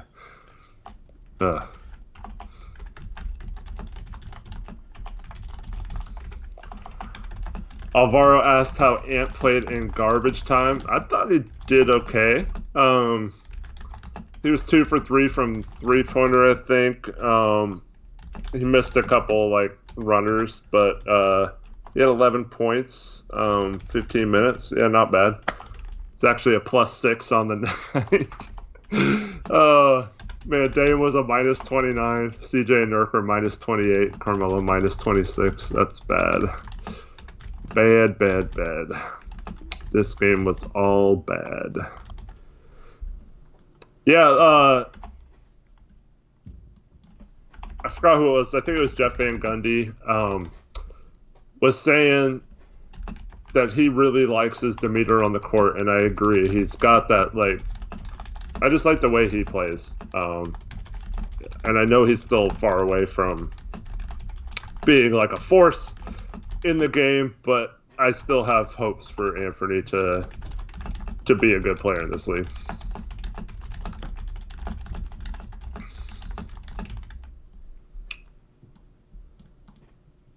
I got clapback.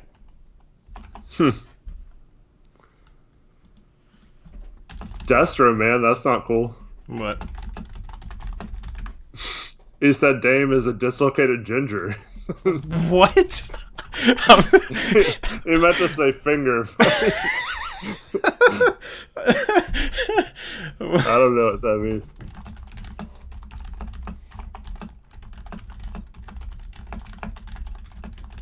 Sean's asking to take the focus off the game and talk about the draft lottery. I like Sadiq Bey and Aaron Naismith. Torrey likes some other people are trading the pick. But yeah, we'll see. I think Torrey agrees that getting Sadiq Bey at 16 would be good, though. Yep. Sorry, I'm clapping back. It's all good. I don't like the idea of moving CJ to the bench because they play so much and he plays with the bench anyway, so I don't see what the point is of moving CJ to the bench. He had a terrible game today. It happens. But yeah, I mean, I can't blame CJ for this one. I mean, this the whole team.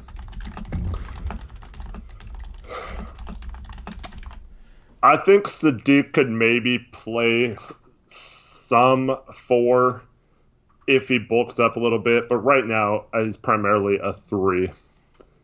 I know someone was saying like a few months ago that he was like going to be strictly a power forward in the NBA, which isn't true. He's more of a 3. He's kind of like a Riza like in his size. I really want the Blazers to draft a guy like that who's like got good size, good length, can shoot the ball, can score, is a smart player on defense. Like I feel like we have a ton of like smaller guys that can do that, and our bigs like Nurkic and Collins and stuff I think are smarter players. But I kind of want them to have a wing that can develop like that. And I know Little could be that way too, but he's 6'6" with a long wingspan. I don't see any reason why those two can't develop together. But yeah. Whoa, Kevin, that's hilarious. Kevin says, Tori looking at his screen the same way I was when watching the WAP music video. What?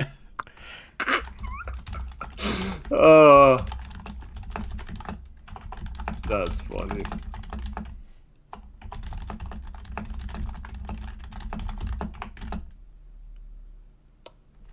TV, man, thanks. Oh my god. The last thing I'm going to say, I hope people get it. That has most people laugh. Holy shit. Wait, Zaya Morant, what am I supposed to look at Twitter? Like, we can't take time and try to find what you're talking about on Twitter, so just say what you want to say on here. I'm too busy beefing.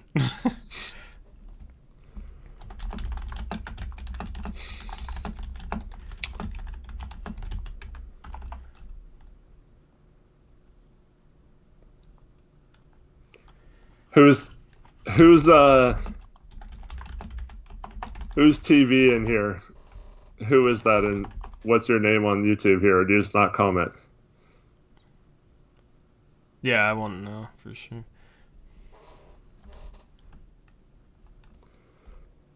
If everyone's healthy next year and we suck, barely make the playoffs, or get swept in the first round or whatever, I could definitely see Stotts possibly getting fired then. But yeah, his job is pretty safe until like middle of next season at worst, if he starts to really struggle with a healthy lineup next year, which I don't expect that to happen. If we're healthy and deep, I feel like we're probably not gonna be better than like the Clippers or the Lakers, at least record wise.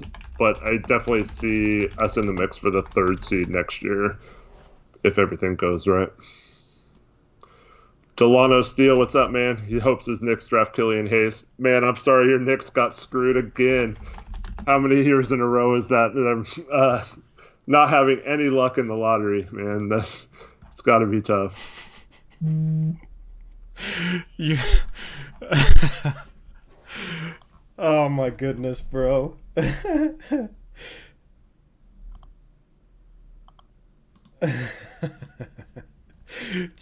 Should I read this? I quote tweeted him twice. Last one I said, the final sentence I said, I'm fine with keeping things civil if you don't try and call me out, but you're fine keeping things civil in a different regard. That makes sense. To knock Velez TV on Twitter. Nice. Good one. Did that make sense? I don't know what you're doing. You don't get what I'm saying? We just talked about the Kareem Hunt thing. Oh, yeah. Okay. You get where... You get it now? Yeah. Oh, man. Careful. I guess he bans anyone who brings it up. I'm cool being banned. He automatically bans them. Well, that's why I did it in a way that maybe he doesn't get it. He'll probably get it, though. He'll probably ban me for that. Nasty Nate says if anyone needs an extra 5'9" guy for a pickup game specifically to foul out, let me know. I'm great at fouling out and getting physical and D. Yeah, we talk about this all the time. We can't wait till we can hoop again. Some of you guys can show up and show us what you got. For sure. I hope these media guys show up. Maybe make it a charity thing. Maybe they'll come out for that. That would be dope. Your Damie's JV.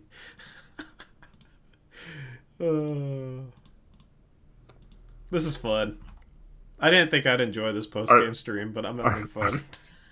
I told you, man, they're therapeutic. Yep.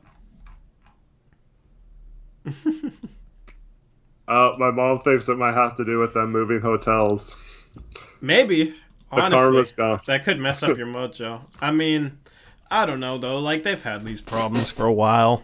It's just with the offense, and some games they're able to get away with it. Teams don't defend the pick and roll well, and Dame goes off, and we look fine. You know what I mean? So then when we struggle, people are like, oh, well, look what we did when our offense did well last game or a couple games ago. You know what I mean? Like, thing is, against great defenses, in order to contend, we have to do more offensively than just go one-on-one and run pick and roll and run around the arc. Like, we have to be more diverse than that. So when it comes to this stage, when it comes to the series, like, we're not going to win if we run the type of offense that Stotts ran today. So that's why I'm hard on him. That's why I'm critical of him. I think defensively, Stotts is doing enough for us to win the series, so I'm not critical of his defense. It's the offense right now. Unless, like, Dame and CJ are, like, combined, like, 13 of 18 from 3 or something. That's the only way we're going to win playing like this. But it's really hard when every shot is a difficult shot. They were, I guess CJ got a couple open looks that he missed, but for the most part, they're, like, especially Dame's, were all really hard threes. So he usually makes them when they're easy, at least lately. And then Kevin said, I thought you and Aaron were cool. What changed today? Called me out on some bullshit and then said he didn't care enough to talk about it. What changed is Tori put a post on Twitter that said something about, like, can we run an offensive set, please, or something like that. Mm-hmm. And then Aaron quote tweeted it with something like, this guy's obsessed with the Terry Stotts. Yeah. And then so, like, Tori responded, like, what is incorrect about what I said or something like that, and then they've been going at it. Mm-hmm. Yep. Like, he called me out. I've been on TV with Stotts talking basketball. That doesn't make you know what. Oh my goodness. What's funny is I haven't had to, like, do anything in this conversation. Thanks, guys. You've got it. You've got Tori's back. Zion Moran's trying to tell me that he'll send me his birth certificate to prove.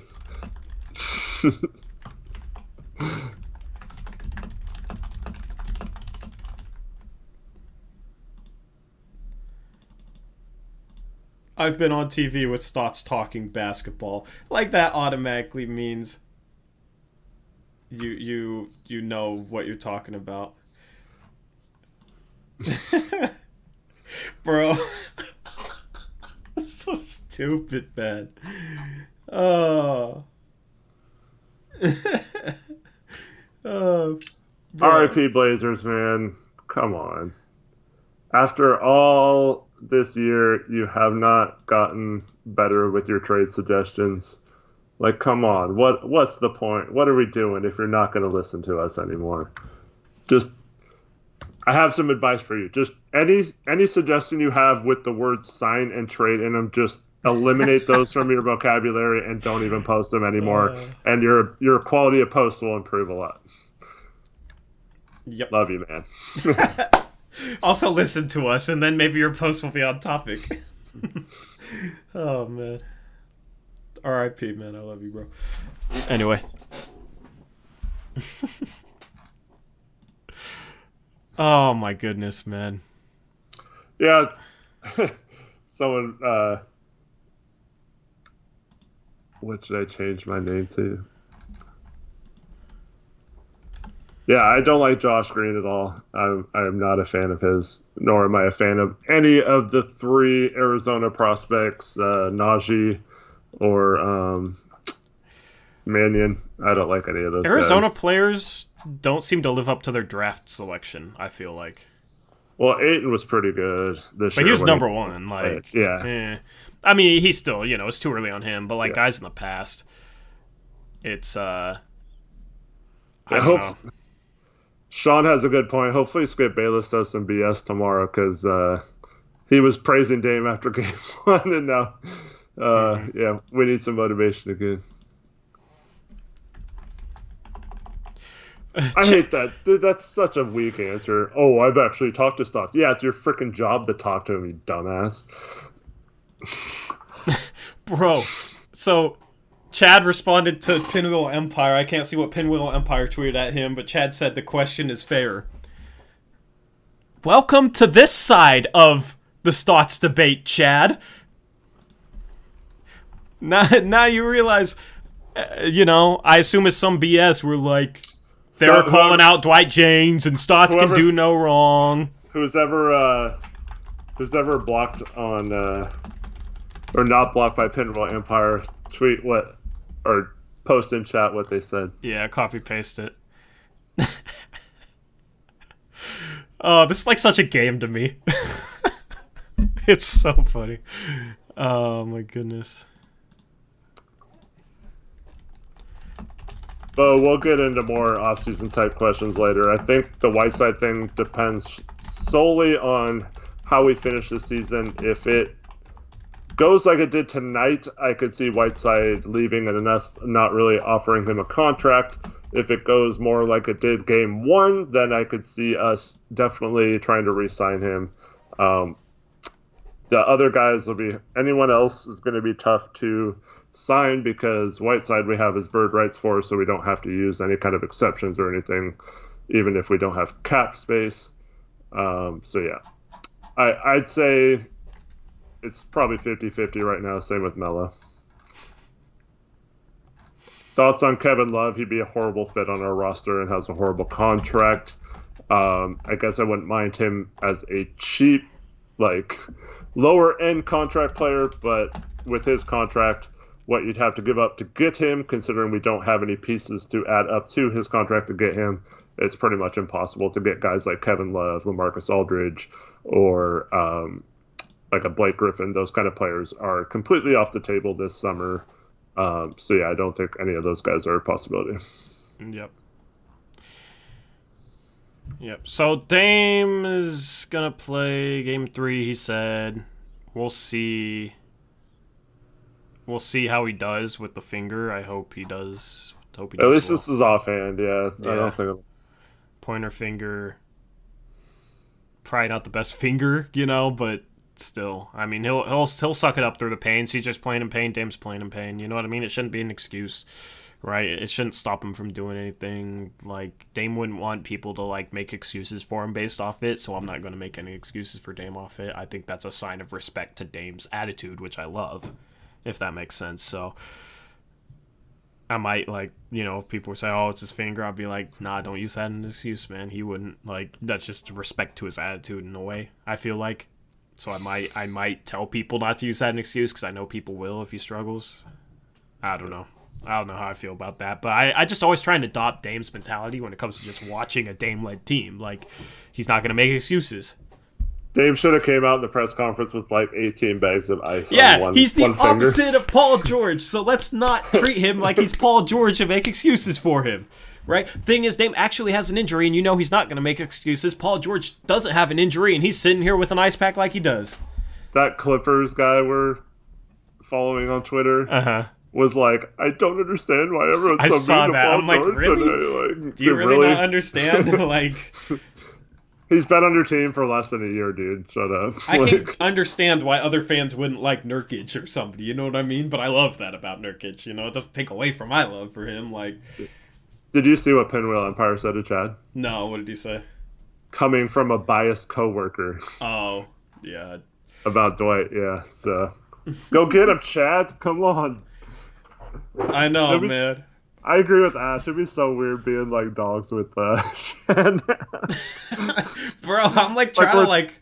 we're teaming up with people on Twitter. That's what I'm kind of like trying to do, but I think Chet has me muted. I'm being like, bro, Pinwheel Empire will just call out anybody who thinks Stotts does anything wrong, right? Like standing solid with Chad on that, but also like Chad's kind of that way. I don't know. I'm having fun with this, man. I'm having fun with this. I've definitely like, I don't know. Me and you have like made an impact, and it's just fun to watch. You know what I mean? Like in this community it has just made an impact on Twitter, and it's funny, man. It's entertaining.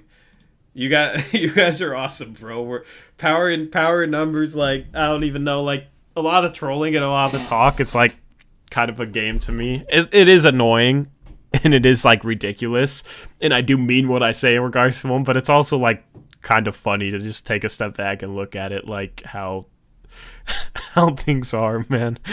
Oh man, it's entertaining, but it's actually also nice. Westbrook doing his job.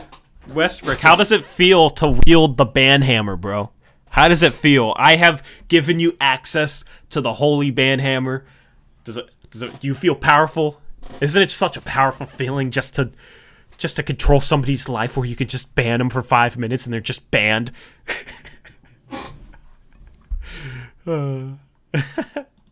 Max Buckley, I completely agree with you. He says it's the effing playoffs. Why doesn't the team come out amped up and ready to play? Yeah, good question, man. I don't know. Who said that? Max Buckley. I don't understand not showing up to a playoff game. Yeah. It's kind of concerning that we've seen it so many times too. Yeah, and I mean, people will say, "Oh, other teams get blown out," which, yeah, I guess, but like Denver got blown out with Utah hitting like a bunch of contested threes and stuff, and I don't know, like I didn't watch enough of that game to really tell, but it's like, yeah, it'll happen. But the thing is there's like almost always a reason like why, you know what I mean?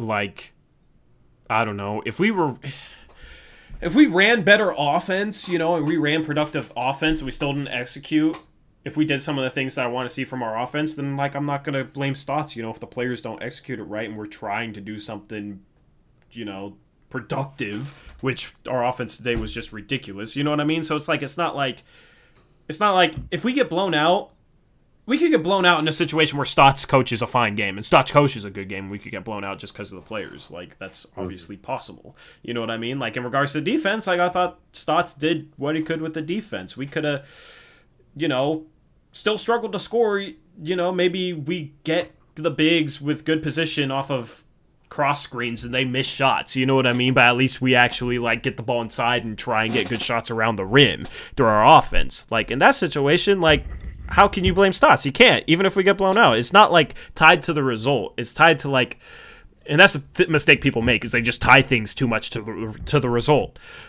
It's just about, like, okay, what is the team doing? What is the team doing on the floor? What offensive actions are they running? And this happens way too much. Their offense, there's a reason they've been consistently bottom in the league in terms of assists when they have good offensive personnel. They have a good passing center. I think he's a great passing center, actually. I think he should be averaging 6 assists a game at least. You got Damian Lillard, who takes a ton of attention off, and he's a really good passer. Like, there's no reason you should be bottom in the league in assists. You have 2 super dynamic multi-level scorers. You got Nurkic, who has now been able to stretch his game out to 3. Like, there's no reason we should be so stagnant and bottom of the league in assists. There's no reason the offense should have looked like it did tonight. It's inexcusable. Like, there's no reason it should have looked like. We might have struggled to execute and make shots, but we should have been getting better shots. We should have been trying to free guys up inside, and we weren't. That's the problem. It's just the way our offenses ran. So that's my issue. It's not a freaking witch hunt. People try and make up bullshit narratives to try and discredit the stuff we have to say, to try and discredit our analysis, but then they say that they don't care enough to actually provide their own, and it's ridiculous. Like, so we're always going to try and break things down.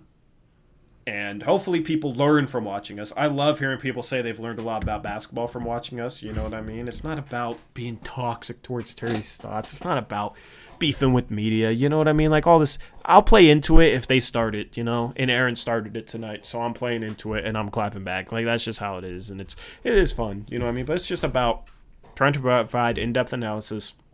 Hopefully people learn about the game of basketball, and hopefully people are entertained by our content.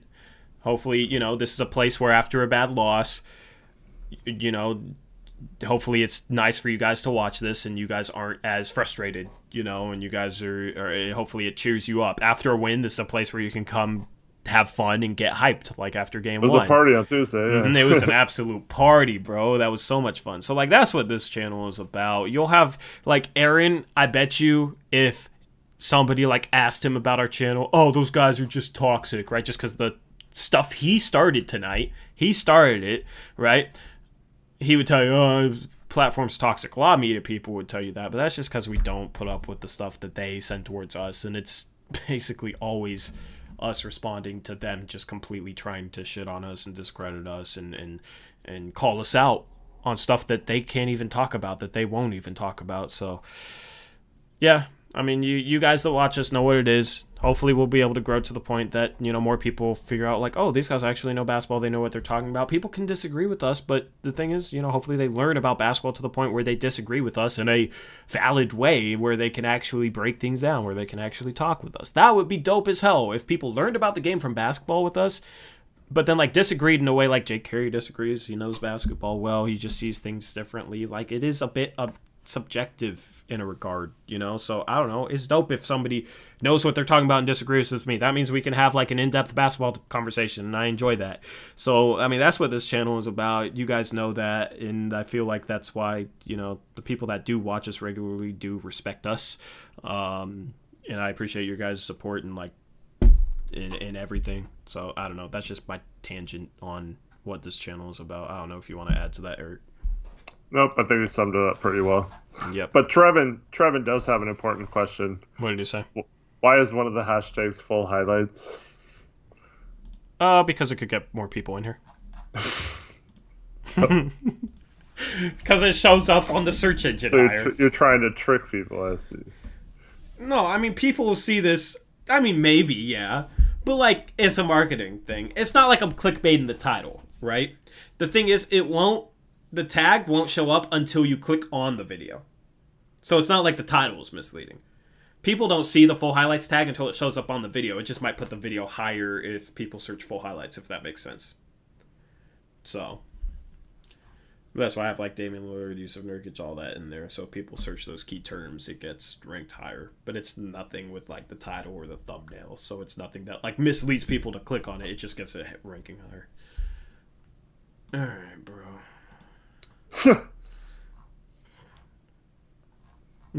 Nobody's reading that paragraph. I see fake expert and I just ban. Like, there's no point to even read the rest. You just wasted your time. Ha.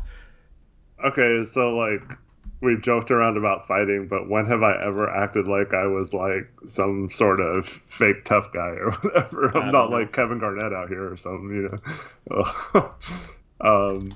And I've also never said that I would be a good coach. I would not want the coaching job, even if it was offered to me. I don't like that. I'm not saying I'm better than an NBA coach. I just don't understand. Yeah. And you know what's funny? Is the more you know about basketball, the more people that don't really know about basketball will say, oh, you're just trying to be a fake expert. Yep. Because he doesn't have any...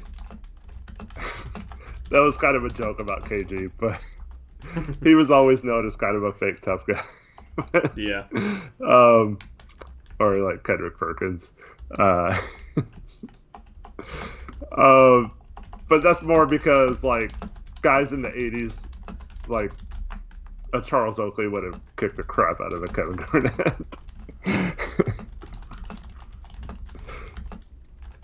Yep. Shut up, T-Bot. Tanner Butler, man. I forgot that was you, bro. Good to see you, man. Good to see you on Twitter. But, like, yeah. it's just dumb. Like, so anyone who analyzes something and questions why we're not running better sets is obvious, like just a clown, fake tough guy who thinks he can coach the team better, and you haven't been in a room with Stotts and talked to him, so you can't possibly analyze it. Like, okay, you said a bunch of shit that makes has no difference on what we said, you know? Like, okay, so you said all that crap, but the point still stands. Offense is shit right now. Stagnant. They're not running any sets. What's the excuse there? You can call me names, you can call your names all you want. But like, our point still stands. The offense is still crap right now, and they aren't doing anything other than the Dame and CJ save us play. And when Dame and CJ can't save you, it looks like ass. Yep. What's funny is, like, he has a ton of experience talking on air, but like if he came on here, I am so confident we just make him look foolish. Like, you know what I mean? Like, I have no doubt that it would not go well for him. You know, not in terms of like, oh, we're just going to be super hostile. No, like, we'll have a conversation, and it ain't going to go well, man. And he's the one who's, like, been in that position. We're YouTubers that are still in the first season of doing this, but we actually know our stuff, and we're getting better by the day in terms of being able to, you know, talk on air and this type of thing. He can come on here if he wants. I might say something now. Hey, you want to settle this on air? I'll bring you on the show, man. Should I do that, chat? He's too good to come on here. Yeah, it'll be too good, right? Yeah. He works at the Oregonian. Everything he tweets gets like 1 or 2 likes. Nobody really pays attention. He quotes box score. But he's, you know, he looks at himself as being too good to come on here. The thing is, we're growing, though. So we'll see. We'll see. Definitely want to be able to, like, be like the biggest or just up there with the biggest people covering the team. Which is hard because we don't get played on radio or something, you know, but... RIP Blazers, man. You should just stop posting all trades now. I think you've shown you can't handle it.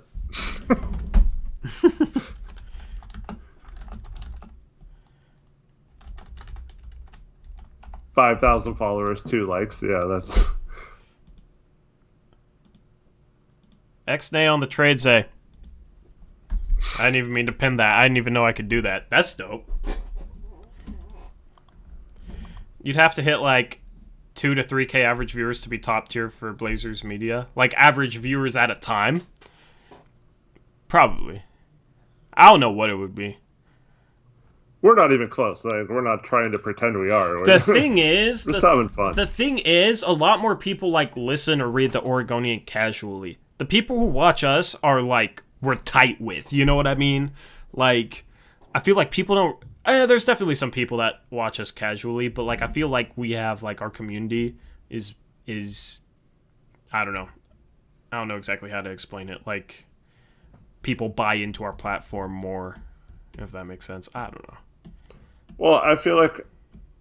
I hope you guys feel this way, but, like, everyone who's in here right now is invested in the channel and us. Like, you guys have been, for the most part, around here through this whole season. You've been with us as we growed and tried to learn our way through this. And, like, we consider all you guys family, and, like, it's just like a community here.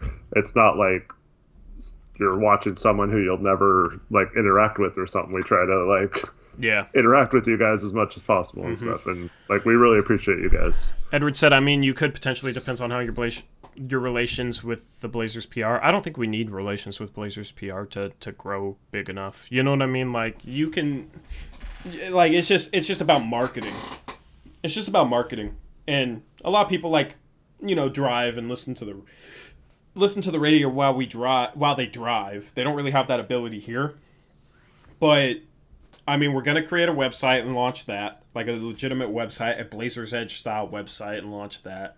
Might be able to develop an app after that. It would be cool to, like, develop an app where people could listen to just the audio from our streams live on their phone or something. I don't even know, like, if that's really that possible, but, like, I definitely will look into making an app where we can have, like, our YouTube content and our written content in one easy to access place on your phone. That would be cool. Like, we're gonna try stuff like that. Whenever we get fans back in the stadium, I plan on going outside to the stadium and passing out, like, business cards and stuff like that and trying to market the channel that way.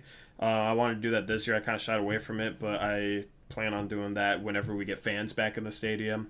And I'll just continue to try and, like, I do have a marketing plan, and I'm going to try and do things that way. But, like, also it's like I do want to,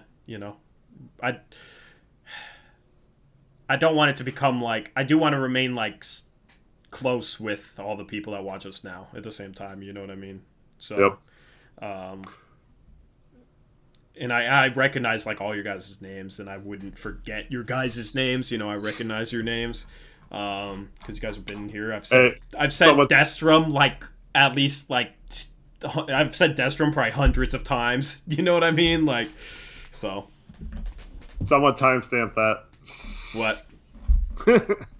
That you won't forget any of their names. I mean, I might. Because Tori's going places. Bro, Trevin, Alvaro, Destrum, Kyle Parker, Nathan, I'll make sure to remember you, bro. You're not in here quite as much as them, but I will remember your name. I will tattoo it on my chest, Nathan. How about that? Just kidding. That's hella weird. I have to. I was gonna let that. I was gonna leave that out there, but I have to say just kidding because that's very sus. But Zacho, yeah, all you guys. Tanner Butler, my man. Kyle Parker says real analysis is a threat to grifters like that. Bro, we're gonna keep trying to make waves, man. It sounds cliche, but we're gonna keep trying to just grind away and grow. We'll see. We'll see. I know when I start talking about the channel, I say like a lot of stuff that sounds cliche, but it is how I feel. So, yeah. Yep. I just want you guys to be proud of what we do too. So. Yeah, Joseph will remember you too. So TV on Twitter, did he say who he was in chat? Yeah, he's Tanuk Villa. Oh, got you. Okay, yeah. Makes sense. Ash. Hey, if you want to write for us, I can't like just hire anybody like I am with the website, I am trying to have the writing be like, I don't know, good. So if somebody doesn't know how to effectively write, I can't just hire you as like much as it would suck to turn down like big fans of this channel from writing for our website. But if you are interested in writing for our website, email me at blazersuprise@gmail.com. We got Ash who will write for us. Austin Samuels said he was interested and wants to like be a journalist and is like going to school for that. So Nate Mann said he'd write for us, and Nate Mann is the one guy that like I feel like agrees with us the most, but just goes about it completely differently. You know what I mean? Like positive and just like not like emotional. You know what I mean? Which is like good, people listen to him, nobody like hates on him, but like he'll say a lot of the same things we say, but we'll be like frustrated and hard on our sleeves, and he's like more measured about it. But I love Nate Mann's stuff. Yeah. What's the criteria for writing for you?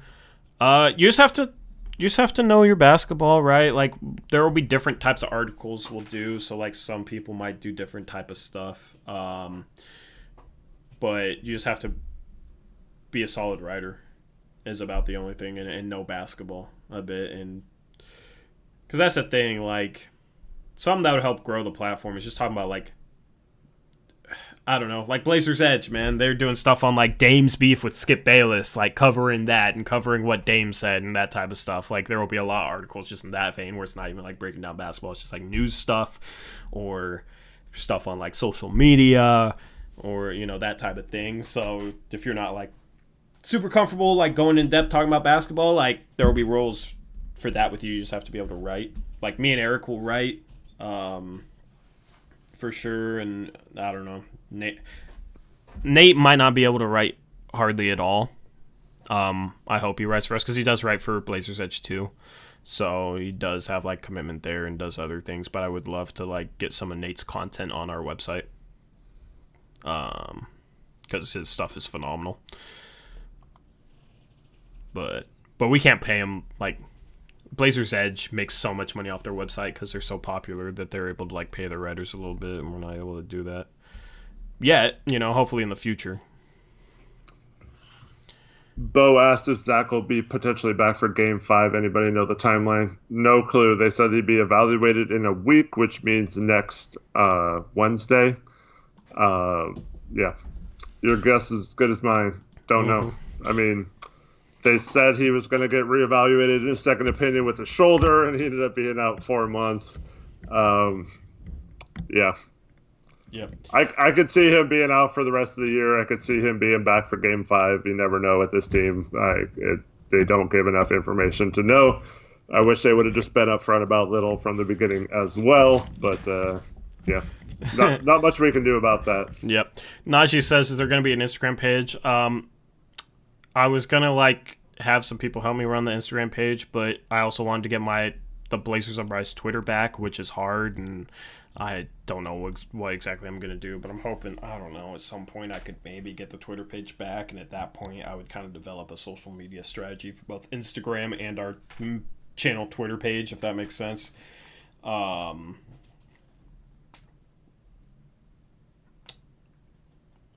Nate says, my basketball knowledge sucks, my writing sucks, but if you need a foul out guy, I'm right here. That's funny, man.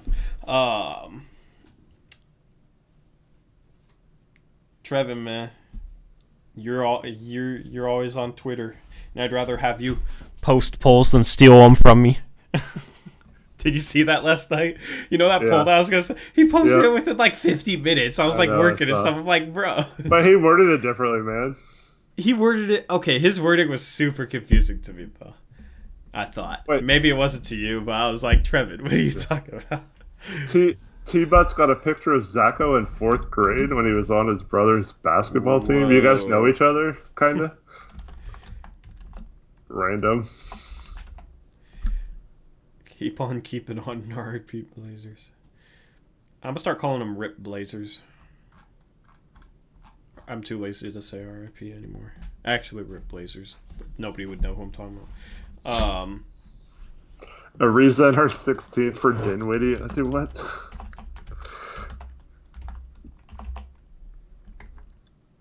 It's such a weird trade. Why would we want Dinwiddie? Why would we trade our first round pick for Dinwiddie? That would be a terrible trade. I would be pissed. I mean, Dinwiddie's good, but he doesn't fit in both our offense or with Dame and CJ. He can't shoot and he can't defend. Why would we want him? And we're going to trade a guy who can shoot and can defend, who's a small forward, power forward type, for a backup guard who can't shoot and can't defend. Dinwiddie shot 31% from 3 this year, shot 33.5 the year before, shot 32.6 the year before, and he is injury prone too. He's gotten better about that, actually. He was injury prone earlier in his career, but he's not a good fit on this team. He's corona prone. Corona prone. That whole team kind of is. Yeah. Najee said, you finally said his name and it was right. Good job. I think that's how you said it, right? What? Najee, is that right? He said that was correct, yeah. Dope. Awesome. If Eric tried it first, who knows what would have been said. I'm pretty sure I said your name before, Najee. And I've gotten it right, too. You would have said, Naj Y or something. What?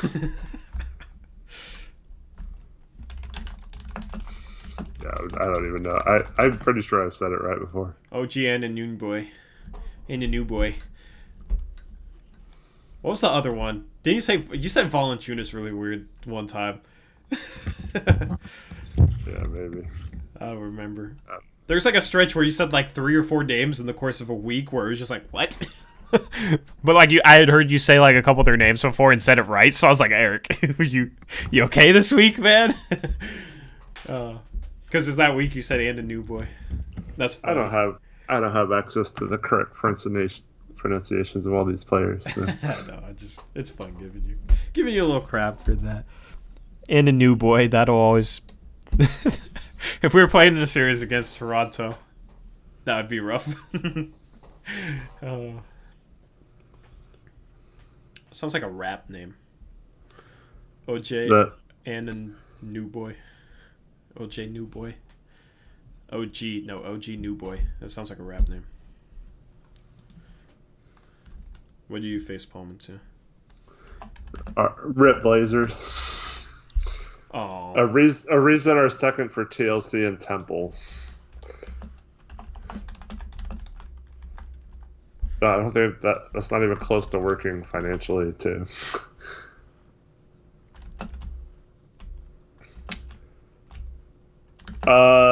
We don't have the right pieces to acquire LeVert, nor would he be a good fit on the Blazers either. Nope.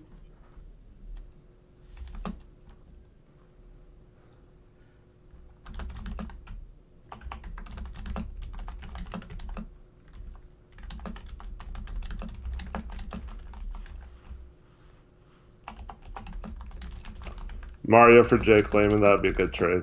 It still doesn't work, though. Man, I wish we still had Jake Layman. He'd be playing right now. He'd be playing instead of Mario. I wish. Nurkic to Layman, that connection would be fun right now. And that's a player that actually cuts to the rim.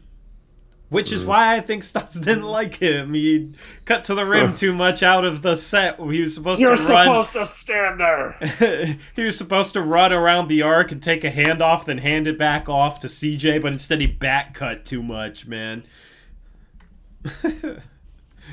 Oh, man.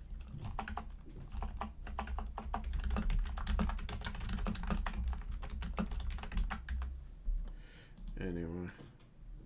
I'm gonna go work some more. I'm gonna go make some more money. Oh man, this game was tough. Should we live stream tomorrow on the second channel? Up to you. Should we chat? What do you guys think? Or should we just wait until Saturday for the post game? Might be nice to have a break. Yeah. Another day off. But I was planning on not streaming on Sunday, so I didn't. Yeah. But maybe we do it on... Take the day off on Friday, and then maybe if we win Game 3, then that stream would be more fun in between, you know? Would you guys rather... Najee asked how old I was when I started keeping up with b-ball. I don't remember. I just remember always liking the Blazers. I was born in 79, so I remember like mid-80s going to some games and being a diehard Blazer fan ever since. Yep. What was I gonna say? Shit. Friday or Sunday for the stream over on the second channel? Which one do you guys want? Friday or Sunday? We'll stream one of those days.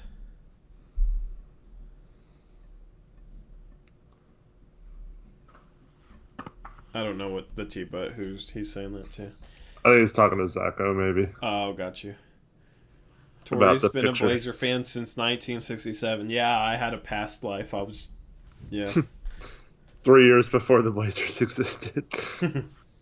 I was John Wooden in my past life. That's why I find it so funny that guys like Aaron Fentress are talking about my basketball knowledge, you know. We got 2 Sundays, 1 Friday.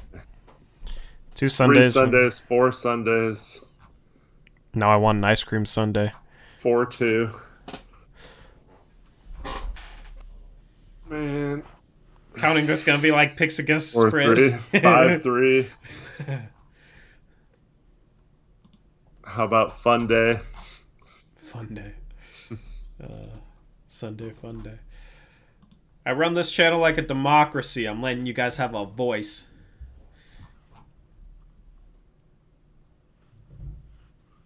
Hey Zacho, I got a high five from MJ when I was like probably 7th or 8th grade.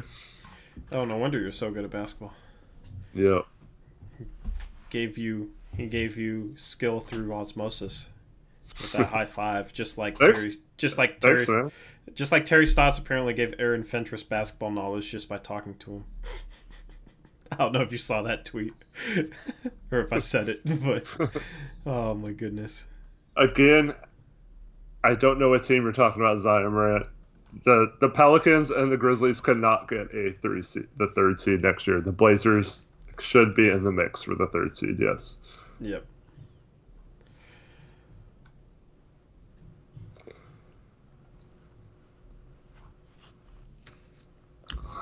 Anyway, okay. So it looks like Sunday. Looks like Sunday we'll be streaming over on the second channel. Hopefully that's after a win. If not, it's after a loss, and we're just gonna be like, well, down 2-1. Like, we gotta win Game 3 if we want a chance in the series, in my opinion. Like, they are a better and more well-coached team than us. You know what I mean? Like, so it's like we can't go down 2-1 and expect to, like, as the underdog, win, you know? So I think we gotta go up 2-1. Yeah, Scalabrini's right. I gave my powers to MJ, not the other way around. True. No wonder you're so bad at math. You gave all your power to MJ. I'm just kidding, man. CJ slump gonna end, bro. CJ, he's like missing wide open threes, dude. He sucks on wide open threes. I don't know how he's so bad on wide open threes. I don't get the ISO CJ when he's like I said, 3 for 10 at some points. Like, just, there was one where he drove in. He had already missed like 3 in a row at this point. And he drove in, and he had Melo like wide open for a lay-in or dunk, and he did one of those like lobs, and of course it rimmed out. And they got the rebound I got pissed off. I was like, just lob it to Melo. Yeah, I got pissed. Yeah, he gets such tunnel vision sometimes. But yeah, hopefully he snaps out of it. We need him. Yeah, I do think it's going.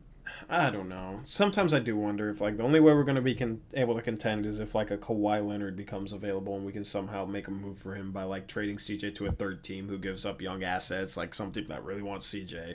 And then we, like, package those young assets they give up with, like, Simons and Collins and stuff and future firsts and Nasir, maybe. And, like, maybe that's, like, a good enough package to go get, like, a Kawhi-level small forward, and then Gary Trent Jr.'s our starting too. I don't know. Like, problem is there's nobody available like that, so that's not even a conversation. So people say, oh, we just need to trade CJ for, like, a really good small forward. It's like, okay, who's going to be available this summer or this off season that fits that bill? And the guy they normally say guys like Kelly Oubre or, you know, guys that are worse than CJ. Like, no, it's going to come down to, like, probably hopefully a guy like Kawhi or just somebody better, like a legitimate all-star caliber player at small forward, two-way guy. I still feel like that's how it's going to be. Like, how we're going to be able to, I don't know. Because, like, God, it's such a tough, like, conundrum. You know what I mean? Like, I have mixed feelings on it, you know? What do you think, Eric? Like, I wouldn't trade CJ for an Aaron Gordon or anything, but, like... Yeah, we've talked about this a lot. I would not trade CJ unless it's for a player better than CJ, and the chances of that, I don't even know a player that would be available that would fit that. Summer. But I would not trade him for, like, 2 parts that are kind of good, but not quite as good. Like, that'd be stupid. But I think the only way, I don't know, the only way we're going to win a championship with Terry Stotts is if we, like, somehow get a small forward that's like a Kawhi type or like a Paul George and OKC type who's not like a scrub in the playoffs. You know what I mean? Like, but that's not going to happen this offseason. Hopefully next offseason that option would be available to him. But yeah, I don't know. It's just rough. Like, it's just rough, man. Because the thing is, though, even if we went and got like a Kawhi for CJ, if we swapped like CJ out for Kawhi, like, yeah, it'd help us defensively for sure. But like offensive like nights like tonight, I feel like would still happen. You know what I mean? Where we get super stagnant and then like it's Kawhi playing one-on-one instead of CJ. Do you know what I mean? Like, yes, I'd rather have Kawhi playing one-on-one than CJ for sure. But our offense has shown, like, I don't think that those problems are just going to disappear by getting a Kawhi. Well, Kawhi has gotten a million times better offensively too. Yeah, like he had 35 yesterday. But like, I don't think it's like something that just gets fixed by like upgrading the personnel. Like, it's a Stotts thing. Like, I don't know. Yep, I mean that's what we always try to argue. We got all 6 Lakers forever dislike this chat. That sucks.